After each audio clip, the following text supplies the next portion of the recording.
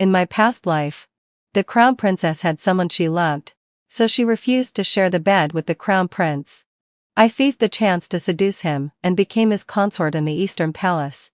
Later, when he ascended the throne, I, having borne him 3 sons and 2 daughters, was crowned empress while she received nothing more than the title of a concubine. Unwilling to accept it, she stabbed me to death in cold blood. After my rebirth, she took the initiative to invite the crown prince to her chambers and sneered at me. "Dear sister, this time, the throne of the empress will be mine. Let her have it. This life, my goal is not the crown prince, but Ronan, the man rumored to be barren and crippled. I died poisoned by consort Serafina. Ironically, she and I share the same surname Zhang. The difference was, she was the legitimate daughter, and I was the concubine born. But isn't it amusing? Serafina, the dignified eldest daughter of the Duke's manor, spent 11 long years entangled in the crown prince's harem, only to end up with a concubine's title after his coronation. While I, a mere illegitimate daughter, seduced the crown prince, bore him 5 royal children, and ascended as empress. That alone was enough to fuel Serafina's hatred. At a palace banquet, she slipped poison into my wine, and I bled from every orifice, dying a humiliating death before the new emperor. I hated her. But I hadn't hated her for long before I opened my eyes again. When I awoke, I was back in my maiden years. My legitimate sister had already been married to the crown prince for 2 years. Yet there was still no news of a pregnancy. My father and stepmother were growing anxious. They planned to choose one of the illegitimate daughters from the family to seduce the crown prince at tomorrow's birthday banquet to assist my sister. The choice lay between me and my 5th sister. I was the sultry, alluring one. She, pure and delicate. My father and stepmother couldn't decide. In my past life, desperate to escape my stepmother's cruelty and secure my own future, I volunteered myself and said, "My mother's family is known far and wide for being fertile. If you send me into the palace, having fulfilled my adsai, I'll surely help my sister bear the crown prince's heir." And so, I was chosen. My stepmother wanted me to assist my sister, but feared that I might gain too much favor and overshadow her. So she forced me to wear a sheer, revealing dance costume at the family banquet and perform before the crown prince. I did indeed capture his attention. That very night, he stayed in my chamber. But that also earned me the reputation of a temptress. He had planned to name me Morgana, yet because of the empress's one remark, I was demoted to the lowest rank of the 9th grade attendant. Now, in this new life, as my stepmother weighed her choice between me and my 5th sister, I lowered my head and trembled, feigning fear and submission. She sighed. "You look so timid and calm and happy. Do you ever catch His Highness's eye? Let your 5th sister handle the matter." She turned away from me and took my 5th sister's hand, smiling warmly. "Lyral, come. Mother will see you properly dressed and adorned. With your gentle beauty, adding to felled my adsai, the crown prince is bound to be smitten." Little did she know she would one day regret that choice. Because Lyral, the seemingly quiet and obedient one, was actually a transmigrator. Her mission in this world was to win the crown prince's heart. In my past life, because she wasn't chosen, father married her off early to a minor official. But even as a married woman, she dared to seduce the crown prince, meeting him in secret outside the palace. Had it not been improper, she would have entered the Eastern Palace long before and become one of his favored concubines. This time, without me standing in her way, she would no doubt give her all to charm him. After all, in father's household, none of his daughters were ever truly simple. After taking Lyral away, my stepmother ordered the servants to use her finest silks to rush out a gauzy gown thin as mist and showered her with gold pins and jade ornaments, dressing her like a porcelain and all of exquisite luxury. Everyone said 5th Miss was destined for fortune. And even her maid began walking with her head held high, brimming with pride. That afternoon, I was resting under the grape arbor in the garden when Lyral passed by, holding a lacquered jewelry box. She paused and said softly, "Third sister, thank you for yielding the chance to me today." Of course she knew. My stepmother might not have noticed. But Lyral, who lived beside me for years, could easily tell my timidity had been an act. I didn't deny it. I merely nodded. Once you enter the palace, be careful of our elder sister. I was reborn, and surely so was she. The legitimate sister who had once killed me wouldn't remain the same. This time, she would do everything in her power to win the crown prince's heart. Lyral nodded, then slipped a gem-studded hairpin into my hair. For you. After she left, my maid Eloan muttered resentfully. Miss, why didn't you fight for yourself today? You're the most beautiful among the young ladies. If His Highness saw you dressed up, he'd surely fall for you. I smiled faintly. Because I intend to live differently this time. Eloan blinked, unsure if she'd heard right. What do you mean? I didn't answer directly. But what I meant was simple. I no longer wanted the crown prince. To marry him meant a lifetime of rivalry among countless women, scheming, jealousy, deceit. I'd lived that life for 9 years. That was more than enough. More importantly, the crown prince wasn't worth it. People called him gentle, refined, talented, and devoted. They praised him with endless elegant words. But in truth, he was just another man, selfish and lustful, greedy for both power and beauty. He married my elder sister knowing she loved another man, because her family's influence was useful. He took Lenore because her family's wealth could buy him allies among the nobility. He took me because I was fertile and could bear him heirs. Even when my health deteriorated from repeated childbirth, he still came to my chambers regularly, caring only for the children he desired, never for me. His affection for me as empress was nothing but a facade for the world to see. For every woman, he had only one thing to offer: utility, not love. In my previous life, I wasted away for him. Even if Serafina hadn't killed me, I wouldn't have lived much longer. And after my death, my 5 children would surely become pawns in the palace's endless power struggles. Now that I've been given another chance at life, I intend to live differently, far away from the crown prince. When the crown prince and my elder sister, the legitimate daughter, came to our estate for the banquet, she was nothing like her usual cold, detached self around him. As she stepped down from the carriage, she shyly took his arm. It seemed that my sister had finally consummated her marriage with the crown prince. For the first time in 2 years, and after my rebirth, she had chosen to cast aside her loyalty to her long-lost lover and embrace ambition instead. My parents were overjoyed to see the couple getting along so well. After some polite greetings, my sister drew me aside into the flower hall, claiming she had private words to share. Her tone turned sharp as she sneered. In this life, I will hold both the crown prince's heart and his body firmly in my grasp. I will become the empress.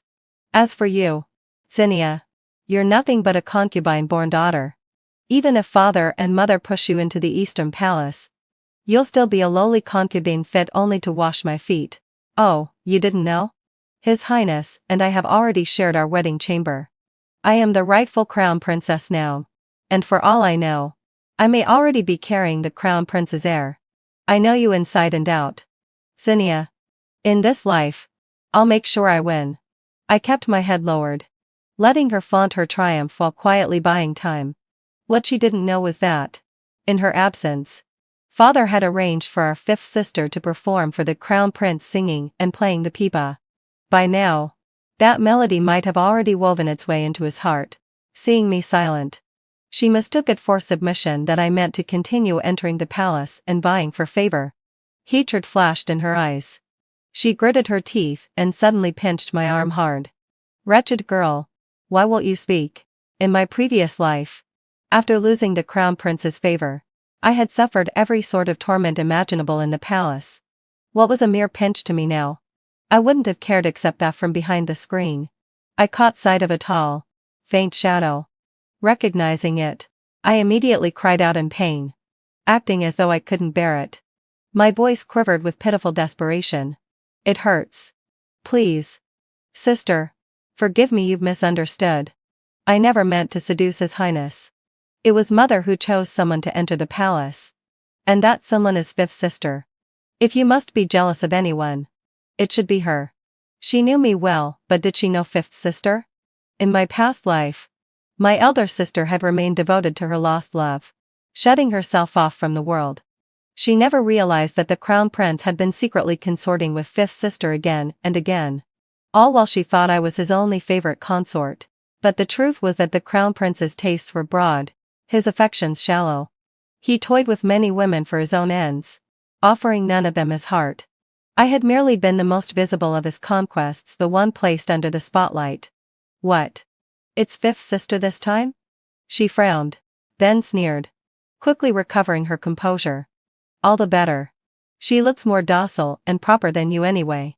Unaware of fifth sister's true cunning, she believed she'd be easy to control. Her mood visibly lifted as she finally released me. After she left, I didn't rush away.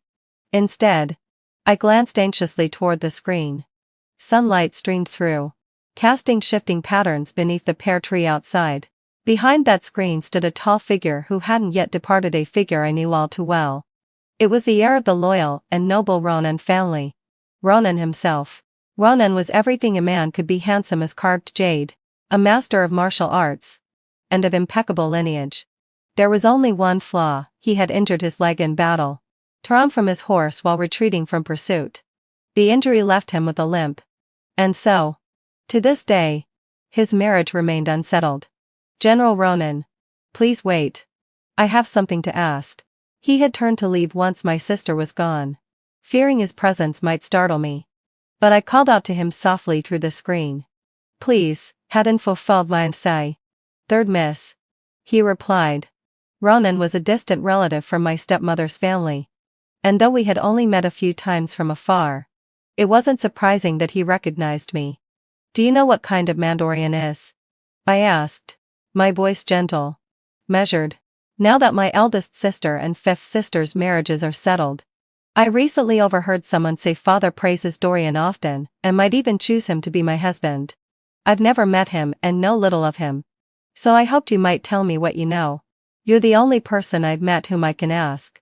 My tone was carefully balanced: 5 parts plaintive, 3 parts girlish innocence, and 2 parts reserved warmth enough to sound sincere, but not overly familiar. Dorian? Ronan hesitated, clearly reluctant to speak ill of others.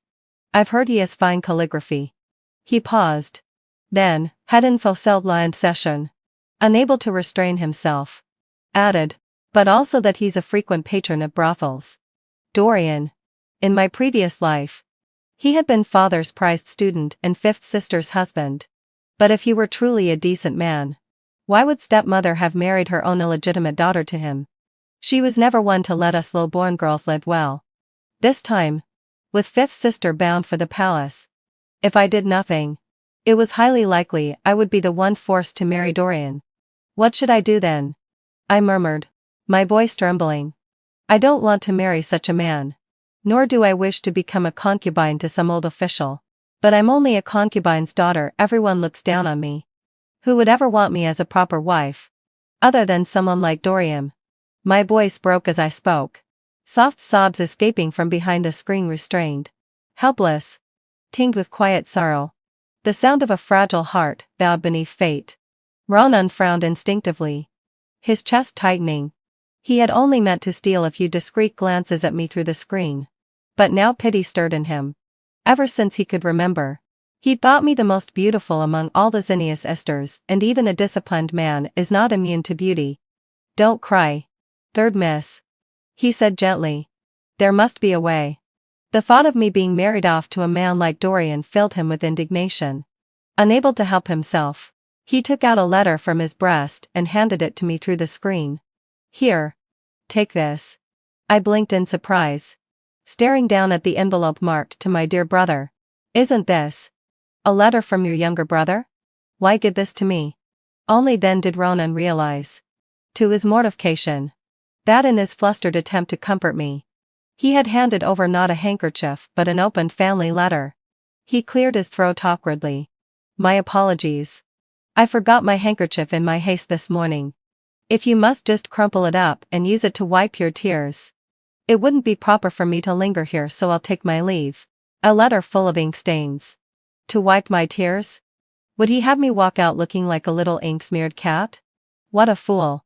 But in this life, the reason I chose to seduce him is, first and foremost, Because he is different from the crown prince. The crown prince is full of schemes and deceptions. His heart twisted and full of tricks. But he, on the other hand, is straightforward. With him, I don't have to live in constant anxiety. Second, I heard that when he fell off his horse, not only did he injure his legs and become lame, but that injury also affected his other parts, making it very difficult for him to have children. As for me, I was born with a body that is good for childbearing. I don't want to repeat the same mistakes I made in my past life with the crown prince, where I felt like a sow giving birth. After every childbirth, he ignored my protests and insisted on sharing my bed. Before my confinement period even ended, I was pregnant again, my body never getting the chance to rest, which eventually led to my health breaking down. For others, this might seem like the greatest favor, but for me, it was a disaster. Having a difficult time bearing children is actually a blessing in disguise. After marriage, I can choose whether or not to have children. And if I only have one, no one will say anything. Third, and most importantly, he is loyal and kind-hearted. And he loves me. In my past life, we met years later. By then, I was already the crown prince's favorite concubine. Once, heading forestalled my session, when the crown prince was traveling south for an inspection, he secretly brought me along in disguise as a man. But while we were on a small boat, drinking and flirting with each other, the weather suddenly turned, and we were drenched by a torrential downpour.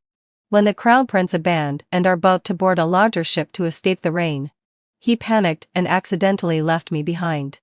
That's when Morgana, the newly accepted concubine, and her entourage boarded the ship. To compete for favor, Morgana had the boatman leave us. And when I tried to climb aboard the larger ship, she ordered the ropes connecting our two boats to be cut.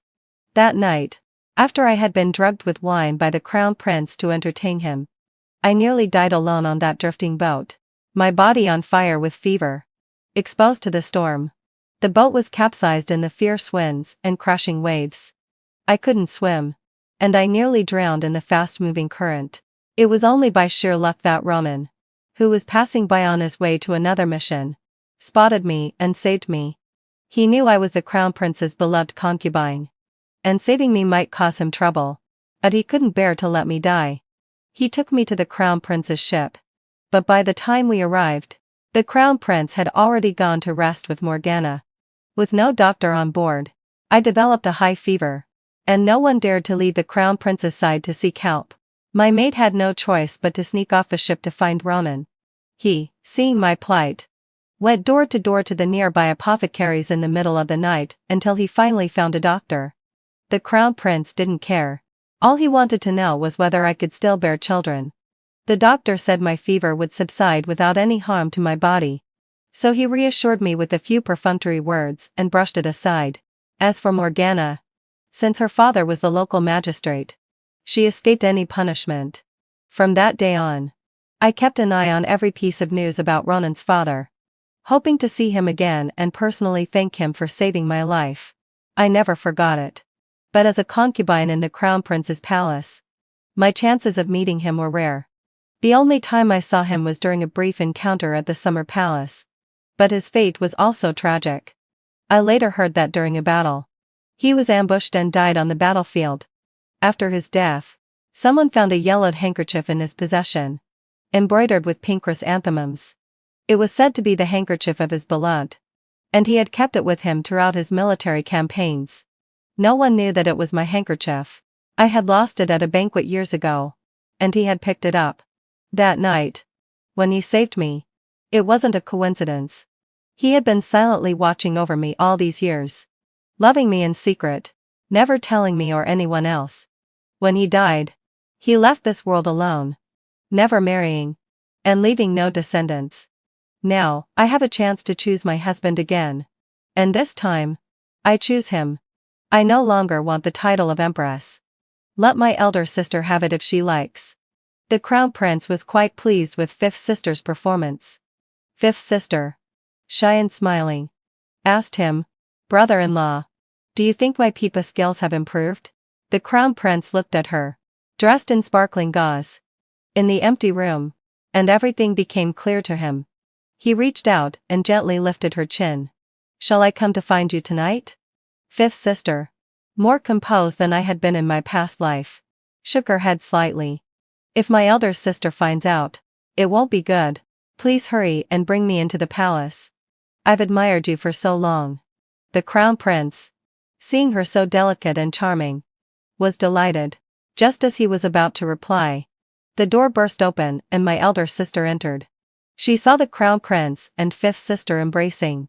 Seeing that she was the officially recognized crown princess, she didn't reproach them but merely frowned and said, "From now on, please knock before entering. Your father and mother had decided that fifth sister will enter the palace to serve me. I have agreed. Tomorrow, she will come with us." My elder sister clenched her teeth, frustrated. But she could do nothing. This decision was made by her father and mother, and as the crown princess, she couldn't change it. After the banquet that night, I was feeling a little tired and was about to return to my room when my elder sister, in a secluded corner, shoved me forcefully. "The crown prince is in a good mood tonight, but I can't deal with fifth sister for now, so I'll start with you. It's time for you to get married. Have you heard of Dorian? He's father's favorite disciple."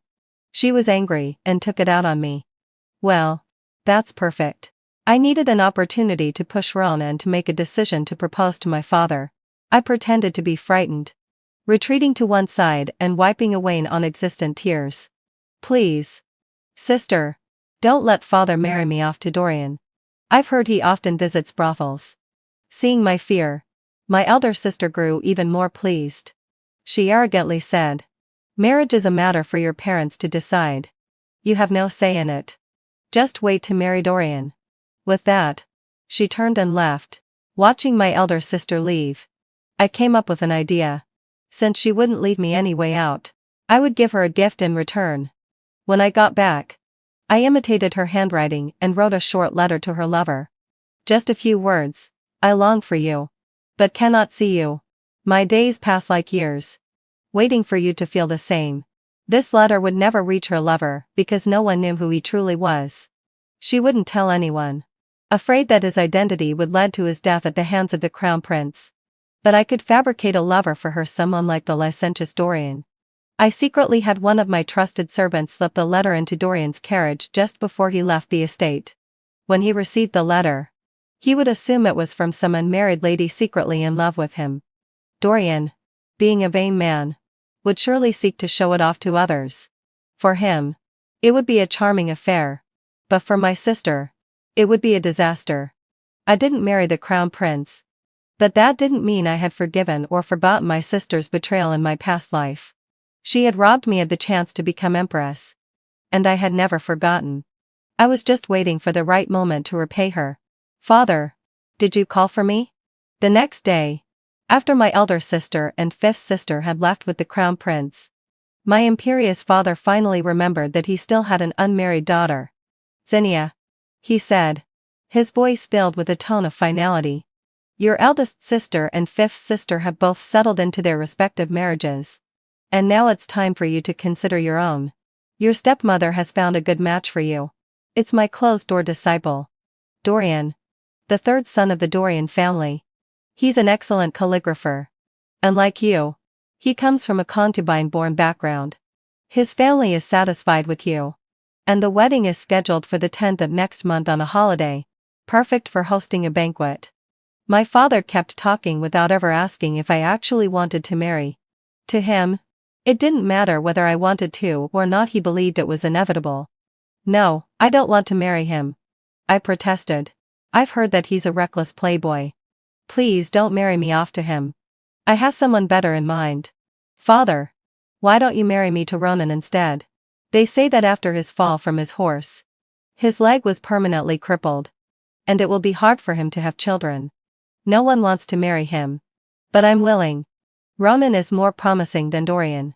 He can also help our duke's family. This is something you would approve of." I spoke persuasively, knowing my father's weaknesses. The only thing that could sway him was his love for personal gain. "The Ronan family's young general? Even though he's crippled, you're a concubine-born daughter." My father hesitated. clearly concerned that the Ronan family might reject me because of my status. Father. How would you know unless you try?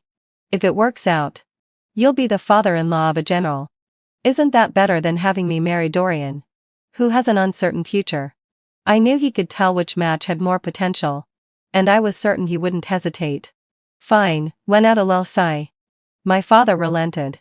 Since you have ambition, I'll swallow my pride and have your stepmother visit the matriarch of the Ronan family to ask for their opinion. Let's see what they say. When my stepmother heard that my father wanted to marry me off to Ronan, she initially disagreed. She feared that if I married well, I would live a comfortable life and rise above her. But my father knew how to handle her. When he mentioned Ronan's difficulty in having children, my stepmother immediately softened her stance. Well, if she's aiming high, I'll do what I can. She didn't believe it would work out. She was only doing my father a favor, trying her best. If it succeeded, she would have me marry and live out my life in Woodwood. If it didn't, my father would owe her a favor. She went to the Ronan family under the pretext of greeting the matriarch.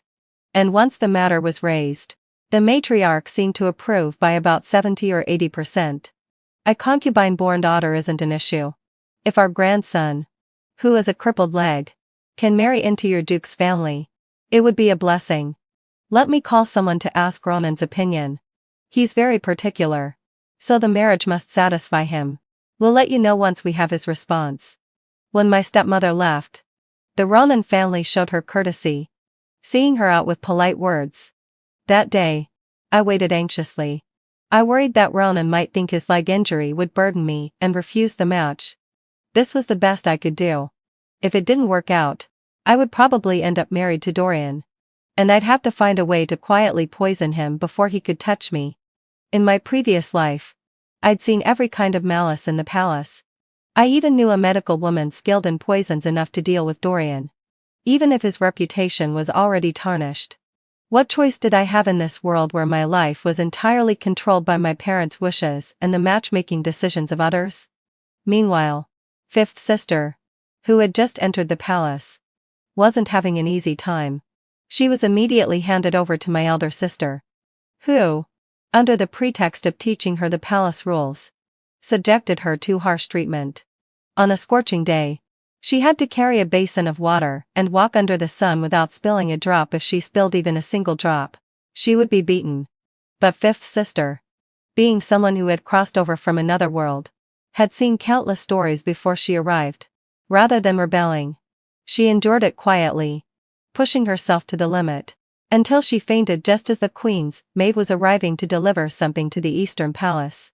The queen was already upset that the crown prince's consort hadn't conceived, and when the maid returned and embellished the story, the queen became even angrier. She had fifth sister properly looked after and promoted her to the rank of fifth rank senior consort, having just entered the Eastern Palace, without even serving the crown prince. She was elevated in rank. This was the queen's subtle warning to my elder sister, telling her that jealousy had its limits. But my elder sister, still furious, didn't see it that way. She thought the queen was dissatisfied with her as a daughter-in-law and was deliberately finding ways to humiliate her. When the crown prince returned to the palace and heard that my elder sister had destroyed everything within her reach in a fit of rage, he couldn't believe it. It was too impulsive, too arrogant. This was not how a crown princess should behave. And when he learned that fifth sister had been bullied to the point of fainting, he became even angrier. His anger wasn't for fifth sister. It was because the crown princess's actions had undermined his authority. He had just brought someone into the harem, and now she was being humiliated. This was clearly a sign to all the noble women that the Eastern Palace was not a place to trifle with. The crown prince, desperate to have heirs, decided to teach the crown princess a lesson. The next time my elder sister invited him to stay in her chambers, he refused and ordered her to copy the female morality manual 30 times as punishment for her jealousy. That night, the crown prince didn't stay with fifth sister either. Seeing her so weak from the ordeal, he decided to let her rest. He told the eunuch to make arrangements for Lenore to spend the night with him instead. My elder sister only then realized that the East Palace had several concubines, and among them, 6 had already received the crown prince's favor. She had thought that as long as she was willing to sleep with the crown prince, she would be the one to be exclusively favored. In reality, she was just deluding herself. She felt a bit deflated, but quickly regained her composure. She turned to her personal maid and said, "Go to the Duke's residence and find out whether my third sister's marriage has been settled before she marries Dorian. She will always be a potential threat." It was at that moment that she understood why I had stood out among the many concubines in the East Palace in my past life. I had managed to maintain the crown prince's favor for years. I had some exceptional skills. She was afraid that history might repeat itself, afraid that I might once again enter the palace and compete with her for the crown prince's attention. In fact, she worried for nothing. The man she cherished, I had already grown tired of. I had become bored with him. And then, let out a low sigh. I discarded him like a worn-out shoe. At dusk, someone from Ronan's family finally arrived. What surprised everyone was not the message, but the matchmaker who came along, accompanied by Ronan's mother, the wife of a titled general. Ronan's mother had rarely left her home since Ronan's father had sacrificed his life for the country. Most of the time, she stayed in the family temple, praying for her husband's soul. She was a gentle-eyed woman. Ronan's mother did not come empty-handed. She brought a pair of mandar and jade pendants, saying they were a gift for me. This gesture spoke volumes, clearly indicating that Ronan not only agreed to this marriage, but had also persuaded his mother to personally come and make the promise. It was a great honor for the Duke's family. My stepmother, seeing how much the Ronan family valued me, felt a bit uneasy. A mere illegitimate daughter. And yet I was marrying so well. My father, on the other hand, was overjoyed. For an insignificant illegitimate daughter to marry into a general's family was a great boost to his political career. He warmly welcomed Ronan's mother and called for me to come out and meet her, urging me to dress appropriately and make a good impression on Ronan's mother. While I was getting ready, Aloan had originally intended to apply a bright and bold makeup, saying that it would highlight my beauty, since my base was already quite good. This was the same makeup I had secretly tried countless times in my room before, but I refused. That makeup was designed in my past life to attract the crown prince. It was overly seductive, too flirtatious. If I were to be a concubine, it would have been perfect, but now that I was going to marry as a proper wife, it was too frivolous. In the end, I went for a modest and proper look, only applying a touch of peach pink powder to my cheeks, making me look more fresh and vibrant. Aloan, though, couldn't take her eyes off me. "Miss, once you've finished dressing, you're truly dazzling. You look even more beautiful." I knew I was beautiful. My father had forced my aunt to become his concubine because of her beauty, and I had inherited that same beauty from her. To avoid drawing too much attention, for all these years, I had purposely worn bangs to cover my smooth forehead. I didn't want my appearance to be too striking, lest my elder sister, who envied me, harm my face out of jealousy. Once I was married, I would reveal my forehead, but not yet. Once everything was ready, I feared Ronan's mother might have been waiting long, so I hurried to the front hall. Ronan's mother had been quietly sizing me up ever since I entered. When she saw my poised demeanor, my outstanding appearance, and the grace with which I greeted her, she seemed reassured. She personally handed me the jade pendant. "This is a pair of mandar and pendants that Ronan's father had specially made. The male pendant is with Ronan, and today, I'm giving you the female pendant. The jade pendant bears the seal of our Ronan family. By wearing it, you'll be our Ronan's future wife. Will you accept it?" I blushed and nodded. "I accept. Thank you for your kindness." Ronan's mother seemed very pleased with my response. After exchanging a few more words with me, she took my hand and said, "If you ever need anything, feel free to come to the Ronan family. I'll always have your back, so there's nothing to fear. Also, heading till Selbla and Sesham. Do come visit me whenever you can, and we can chat." It seemed that Ronan had mentioned to her how I had been bullied by my elder sister in a secluded place, and it appeared that he had kept it in his heart.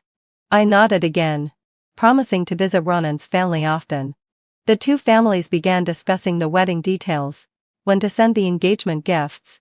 when to establish the marriage, and when to have the grand ceremony. As I listened, my face flushed, and my heart raced. What? She's marrying Ronan? As his legitimate wife? My elder sister was furious when she heard the news. She even threw a few newly acquired ornaments from the treasury onto the ground in anger. Your Highness, please lower your voice. After all, she's your sister. You should be happy for her. My elder sister's nurse quickly stepped forward to stop her. Sensing the potential trouble, only this afternoon, the crown prince had punished the crown princess by making her copy the female etiquette and had scolded her for being jealous and mistreating the concubine. Now, only a little time had passed, and the crown princess had fallen back into her old ways. If this reached the crown prince's ears, she would surely face another reprimand. I can't bear it. Why should I marry a crown prince with 6 women, while she gets to marry a young general with no other concubines? My elder sister was fuming more and more. In her rage, she threw the precious ornament she was holding. Your Highness, you can't do this. This was a gift from the Empress.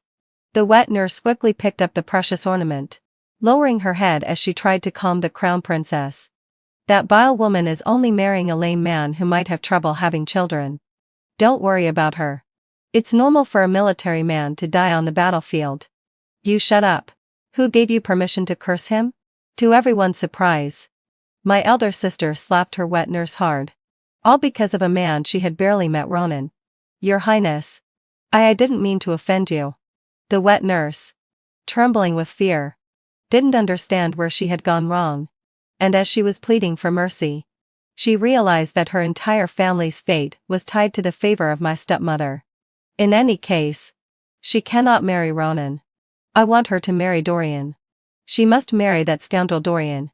And only then will I feel better. My elder sister, realizing she had lost control, quickly changed the subject, but the tears she could not hold back spilled out. For all these years, the person she had secretly loved was Ronan. Although she had only met him a few times, she had never forgotten that time at the royal hunting ground when Ronan had given her a rabbit. At that moment, she had felt that he was exceptionally handsome, and her feelings for him had only grown stronger over time. She had always believed that she and Ronan were well matched, that she had a chance to marry him, though she had never spoken of it to anyone.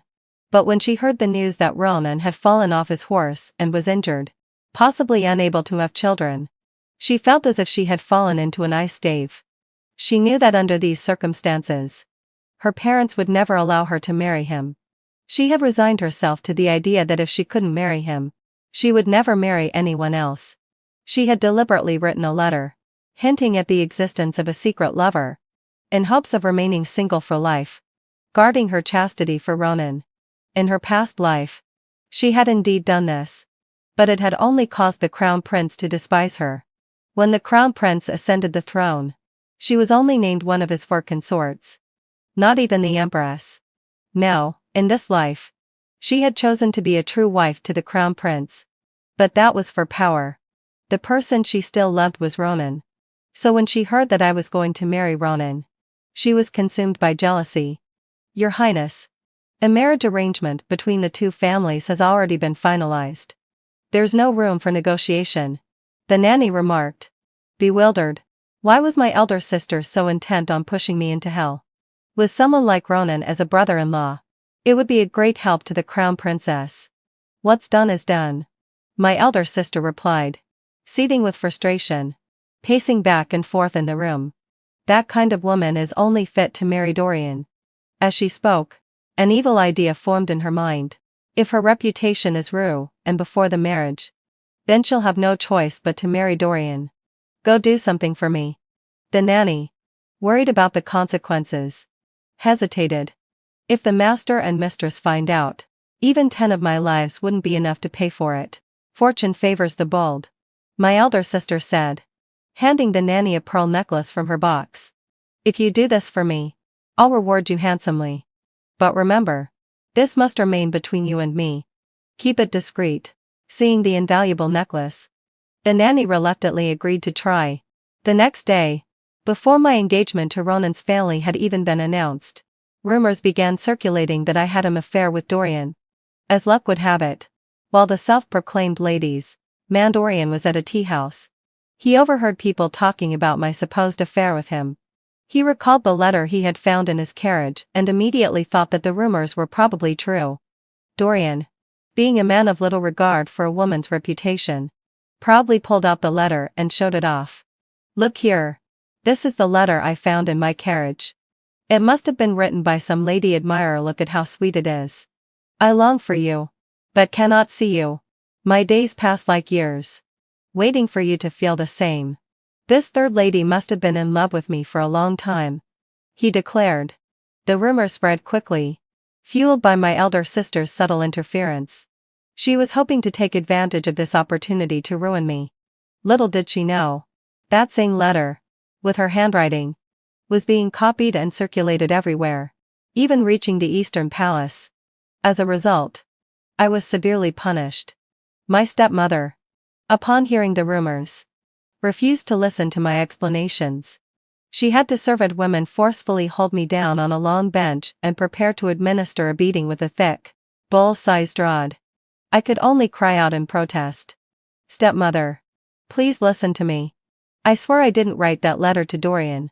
I've never even met him. How could I miss him? I am innocent." But my stepmother didn't care.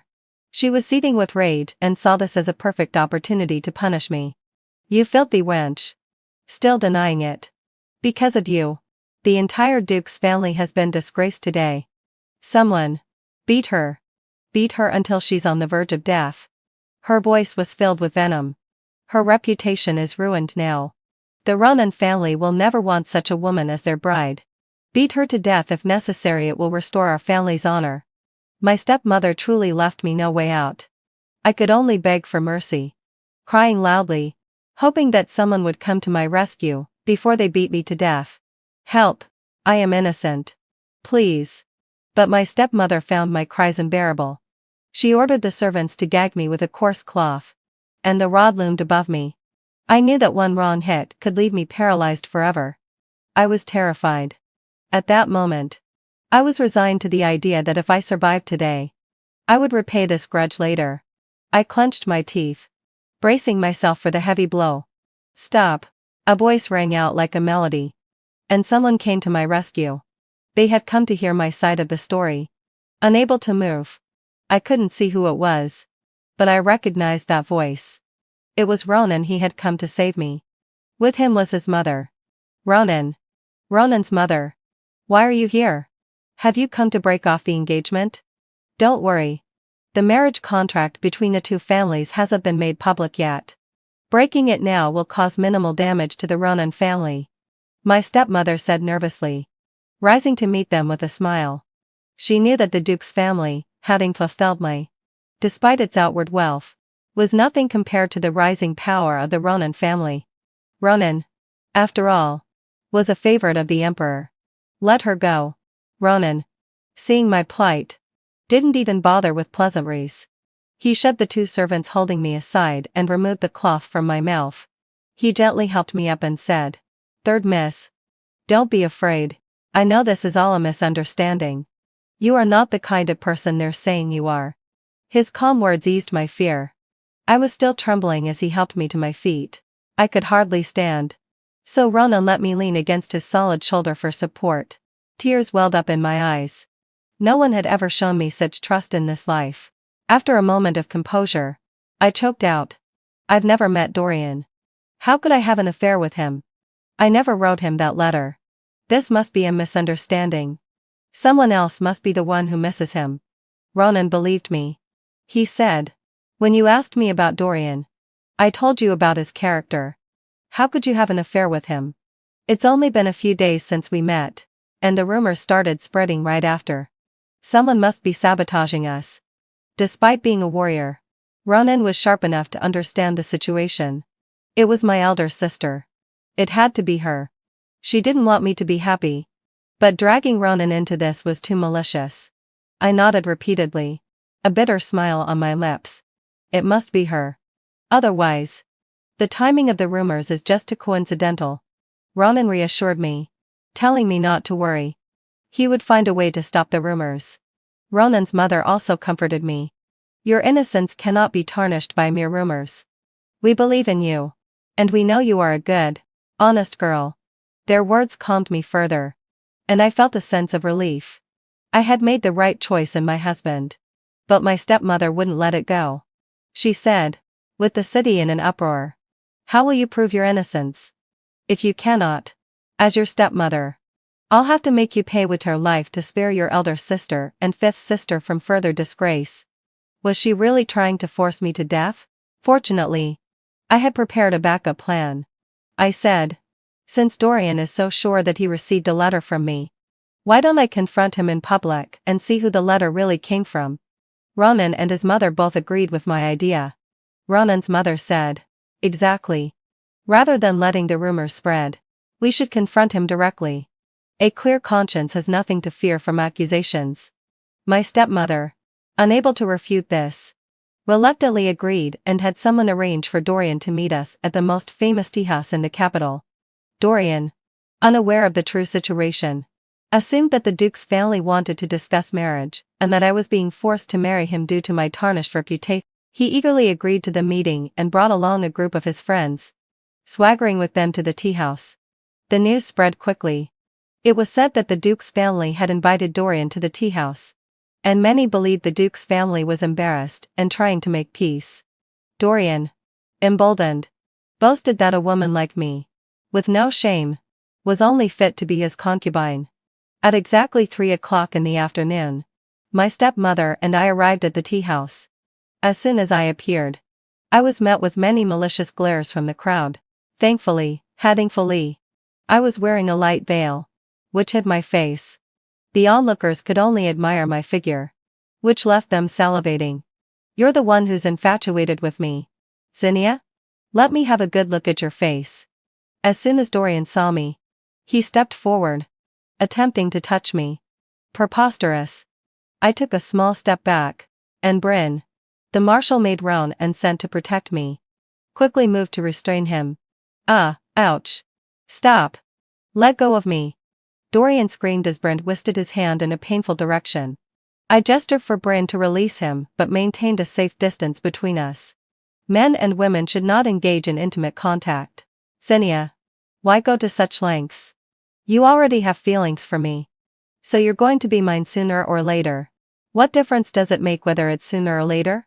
Dorian said, reaching for my veil, apparently still not learning his lesson. I'm timid. But if you keep acting this way, and I accidentally slice off a finger, it will be your fault.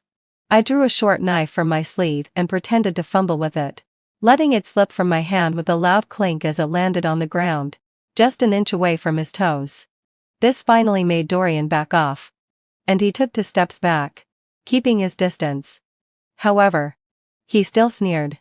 You're plotting to murder your future husband. If you came here to talk about marriage, you should humble yourself.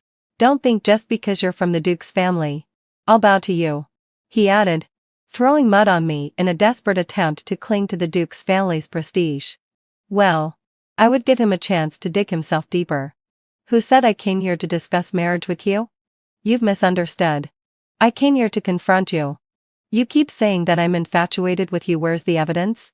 This letter, dripping with sentiment, is your so-called proof. He raised his hand triumphantly, holding the letter aloft, clearly thinking he had me trapped. My stepmother's face turned an ashen shade in anger. But she remained silent, waiting for my response. May I have a look at it? I asked. Of course. Can you deny it? He casually threw the letter on the table. This isn't my handwriting. I only took a quick glance at the letter, before averting my gaze. To prove my innocence, I asked Del Owen to bring out letters and calligraphy that I had written, placing them on the table. The difference was obvious to all who looked closely.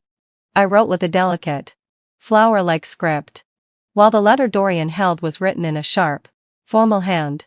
The contrast was clear. This was not my handwriting. The truth was evident. Dorian was utterly confused. But the rumors outside say you're infatuated with me. If it wasn't you, then who wrote the letter? It must have been one of the guests at your house during the drinking session. To prove my innocence, I immediately wrote a poem on the spot, showing my hand and character. The crowd admired my beautiful handwriting, and many were willing to vouch for my innocence. At that moment, Dorian couldn't maintain his claim that I had written the letter. His confidence grumbled. If you say it's not you, then fine. But your father is still determined to marry you to me. Does it really matter who wrote the letter? I coldly replied. Dorian, watch your words. I am already promised to someone else. I will never marry you. Dorian was caught off guard. Just days ago, my father had expressed an interest in marrying me to him. But now I was already betrothed. It seemed the news of my beauty had reached him. But he was disappointed to find that I was no longer available. Then it's your fifth sister? He asked, clearly confused. Was he trying to get himself killed? At this point, my stepmother could no longer hold her composure. Watch your tongue. Our fifth daughter is already the crown princess betrothed. Our family has never mentioned any intention of marrying you. You must have heard wrong. At this point, my stepmother had no choice but to deny the claim for the sake of the family's reputation. Dorian realized he had been played by the Duke's family. He stared at the letter on the table, then suddenly said, if the woman who loves me isn't the third or fifth daughter, then it must be one of the female guests from the drinking session. Someone help me identify whose handwriting this is. The crowd quickly gathered around, eager to examine the letter. An old scholar, who couldn't recognize the handwriting, instead noticed the paper. This is gold-packed paper. More expensive than silver. It's not something an ordinary woman could afford. I recall that the Duke's family bought a batch of it. It turned out the woman who admired Dorian, after all, came from the Duke's family. All eyes now turned to my stepmother. If the woman who admired Dorian wasn't me or my fifth sister, but from the Duke's family, could it be that it was the crown princess herself? It was already well known that the crown princess had a secret lover before entering the palace. Could it be this Dorian? A person in the crowd who had seen the crown princess's calligraphy stepped forward and recognized the handwriting. Yes, had in Velvet session. This is the crown princess's handwriting. A deep silence fell over the room. The truth, slowly dawning on everyone, now touched upon royal secrets. How could the crown princess, who was married to the crown prince, be so enamored with the roguish Dorian? If this got out, it would be a huge scandal. But with the evidence before them, the crowd couldn't help but believe it. My stepmother staggered, nearly fainting. Fortunately, I supported her, and ordered a maid to give her a calming pill. She couldn't faint now. If she passed out, how could we continue this drama? Once she regained her composure, she pushed my hand away and rushed forward, tearing up the letter. You're talking nonsense. This is not the crown princess's handwriting. She only has the crown prince in her heart. At that moment, I had arranged for one of my people to ask loudly, if she only has the crown prince in her heart, why did she wait until 2 days ago to sleep with the crown prince when she returned to her residence? My stepmother had no words to defend herself. The more she tried to explain, the more guilty she appeared. Seeing the situation spiral, my stepmother quickly left the room, and I followed her, unable to suppress a small smile. This was just the beginning.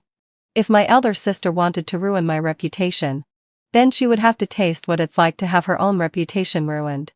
The Empress had long been dissatisfied with her as a daughter-in-law, and now was the perfect opportunity to use this scandal against her. Just wait and see. The drama had only just begun, and this was also a perfect opportunity for my fifth sister to make things difficult for my elder sister.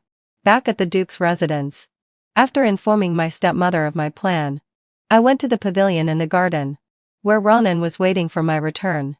Zinnia, may I call you that? Ronan asked, lowering his head and gently brushing the stray hairs from my forehead. I nodded. In just a few days, after Ronan's family sent over the betrothal gifts, we would be formally engaged. Of course, he could call me that. From now on, if you ever need anything, you can send Bryn to me. It's my fault today for not protecting you, for allowing you to be frightened. He apologized. Even though it was him who had protected me, preventing the beating, and even giving me Bryn, a maid skilled in martial arts. I nodded again, thinking about how to repay him. I asked, what size shoes do you wear? I want to make you a pair myself. I'm quite good at it. When my aunt was still alive, I often made shoes and socks for her. He scratched his head awkwardly. I'm not sure. Without hesitation, I grabbed a branch from a nearby tree, squatted down, and began measuring the length of his shoe with it. Seeing me crouch down, Ronan clumsily mirrored my action and squatted beside me, looking at me at eye level. You really don't have to go through all this trouble. You're my fiancée now, and things like this can easily be done by the servants in the house. But I wanted to do it. After I married into the palace in my past life, I had made shoes for the crown prince. However, that wasn't out of genuine affection, it had been a way to compete for favor. Ronan was the second person for whom I sincerely wanted to make shoes. Ronan didn't come to the house often, and there were always people from my stepmother's side watching. We couldn't talk for too long. Just a moment later, I noticed my stepmother's people walking back and forth in front of the pavilion, clearly signaling that it was time for him to leave. It was also because of the big scandal that had happened in the house today. My stepmother had no time to entertain guests. She was like an ant on a hot pan, anxious and restless, wishing to send him away as quickly as possible. Ronan seemed to sense that I was in an awkward position. As the maid passed by for the third time, he stood up. It's getting late. I'll head back for now. I'll see you again on our betrothal day. I promise. I'll bring you a pair of wild geese. I accompanied him to the door, reluctant to let him go. When he was with me, I felt at peace for a moment. But as soon as he left, I immediately became alert, fearing that my stepmother would summon me for questioning. Thankfully, my stepmother was too preoccupied with other matters and didn't call for me that night.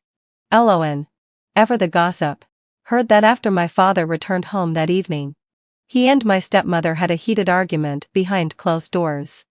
The servants, standing too far away to overhear, could only vaguely make out my stepmother's sobs. It seemed my father was now quite concerned about my elder sister's reputation. No wonder, since she was the crown princess. A married woman with a ruined reputation would be disgraced for life.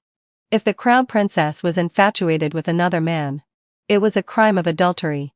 The entire duke's family would be implicated. No wonder my father was so worried.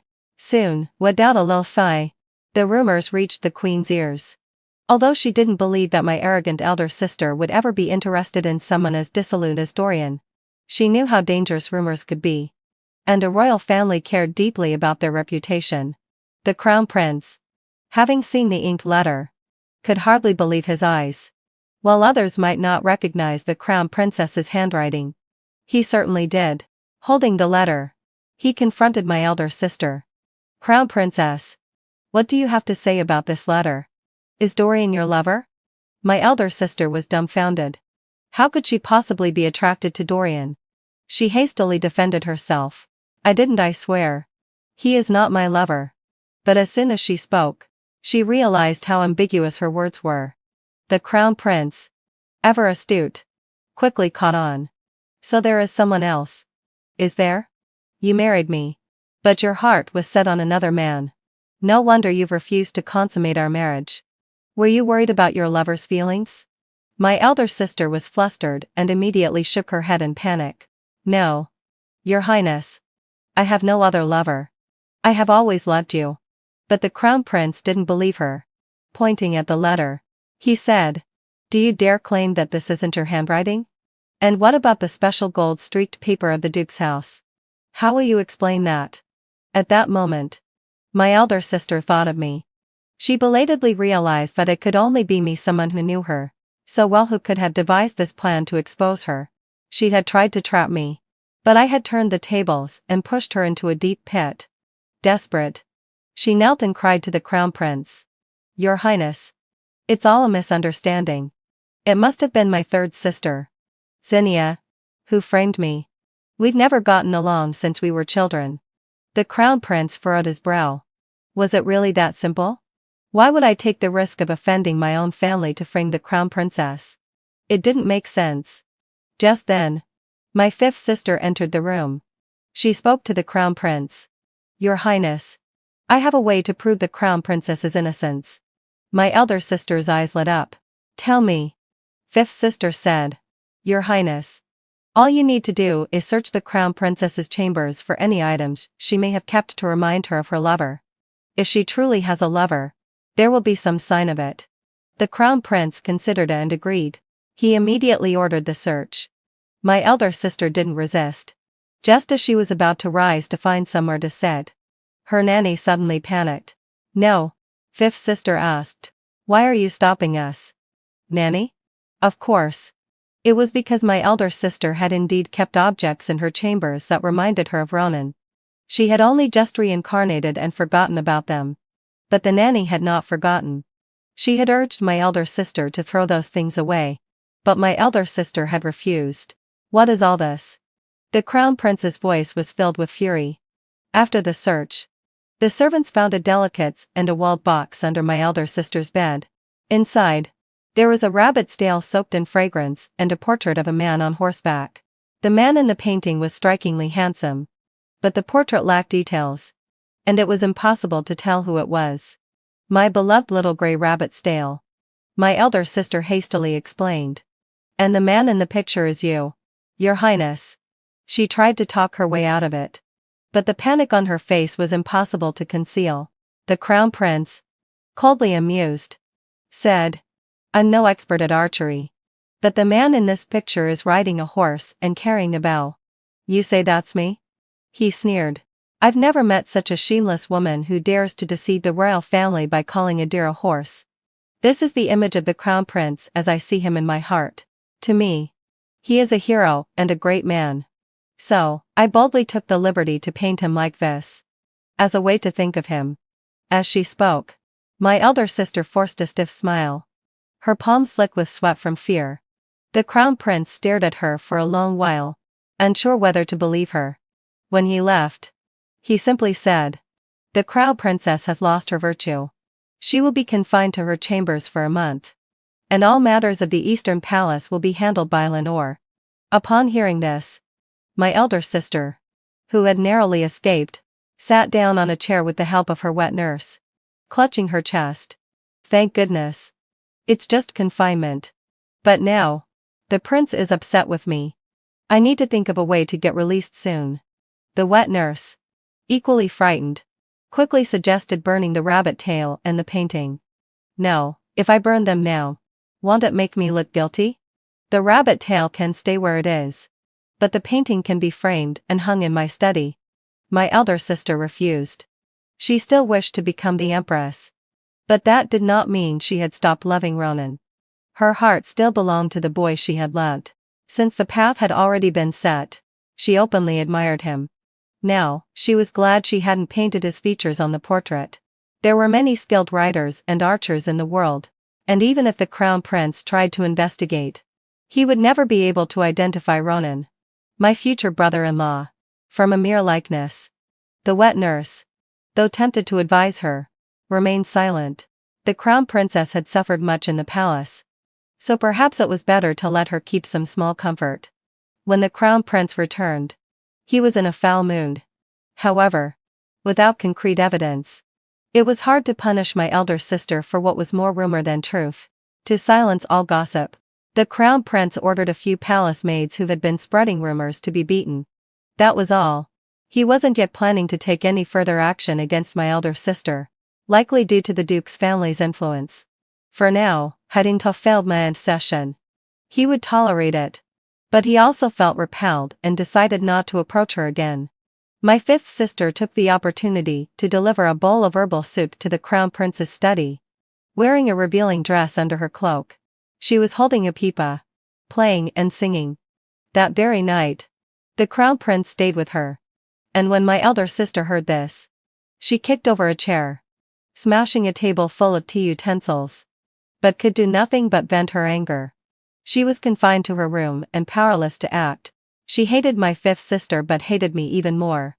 To the wet nurse, she muttered, Xenia is the one who caused me to be confined. I can't let this go. You go. The wet nurse's face turned pale. You can't do that. If we're caught, my whole family will be doomed. My elder sister, consumed by rage, was no longer thinking clearly. She couldn't marry Ronan. And neither could I. To this end, She was willing to offer a heavy bribe. If your son helps me with this, I'll make him the steward of my estate. He can work with my mother to make it happen. Make sure you use YULU Spring. It's a potent aphrodisiac, colorless and tasteless, but very effective. She won't be able to resist, and she'll fall right into it. I want her to be as debased as possible, then we'll see how she tries to seduce Ronan. The wet nurse, after receiving the precious jade pendant my sister offered, reluctantly agreed. Money and her son's future were powerful motivators, and she knew she had to take the risk. Miss, Ronan asked to meet you here. Why hasn't he arrived yet? Eloan, who had been waiting anxiously, complained. No rush. He's probably delayed by something. Ronan was always punctual, so I had no reason to doubt him. I calmly sat at the table, waiting. In the box beside me, I had a pair of boots I had made for him. This rare opportunity was a chance for me to give them to him personally. Just as I spoke, the waiter entered with a second pot of tea and a plate of beautifully arranged pastries. We didn't order any pastries. Eloan frowned, wondering why the waiter had made this mistake. They're complimentary today, as part of a special promotion, the waiter said, grinning broadly. Well, thank you, Eloan said. And after the door closed, she told me, these pastries look exquisite. Have a bite while you wait. Perhaps the young general will arrive soon. As I brought the pastry to my lips, a faint, familiar fragrance drifted into my nose. It was faint, but unmistakable. It was the scent of YULU Spring. YULU Spring was a secret medicinal formula from the palace. It was said to be colorless and tasteless, but with a keen sense, one could still detect a faint smell. In my past life, I had encountered it many times. A palace consort had once tried to use it to frame me, and I had, in turn, used it against other consorts. The pastries had been laced with it, and no one but my elder sister could be responsible. I wrapped a piece of pastry in my handkerchief as evidence and considered leaving immediately. But then I thought, I had already escaped one trap today, there would surely be another. Telling my father wouldn't help. He would cover for my elder sister. If I wanted my elder sister to face consequences, I had to escalate the matter. I needed to make it public, so the authorities would intervene. I whispered to Eloan. Bryn is guarding the door, so I'm safe for now. You need to find an excuse to go downstairs. Order another round of tea cakes, and while you're at it, quietly slip a little silver to a reliable waiter. Ask him who's been in the building today, and then report back to me. Eloan, sensing my seriousness, immediately stopped smiling and left the room. I sat back, pretending to nibble on a pastry while wiping my mouth. As I did so, I noticed the waiter peek through the door, eager to see if I had eaten the poison pastry. It seemed that whoever was behind this was growing impatient to harm me. Fortunately, having fulfilled my inside, Eloan returned quickly, along with the second batch of tea cakes. She brought news. The Duke's wife is hosting guests upstairs. And I don't know why, but Ronan's mother is also there, having tea in a nearby private room. Should we go to her for help? What a coincidence. I suspected this was all a setup by my elder sister, trying to bring them together to catch me in the act and break off my engagement. Ronan hadn't invited me today, it was someone using his name. My elder sister had gone too far. Now, it was time for me to be ruthless. I tucked the poison pastries into my sleeve and feigned dizziness as I pushed open the door to the private room. A waiter immediately came to guide me. Are you feeling unwell, madam? We have rooms upstairs where you can rest. Room No. 2 is still available. Eloan was about to refuse when she noticed Bryn was no longer outside.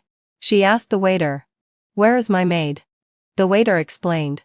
We gave her some tea to cool her thirst. She said her stomach hurt and went to the restroom. She'll return soon. Why don't you rest upstairs for a while before leaving? I closed my eyes, acting distressed, and nodded. Fine.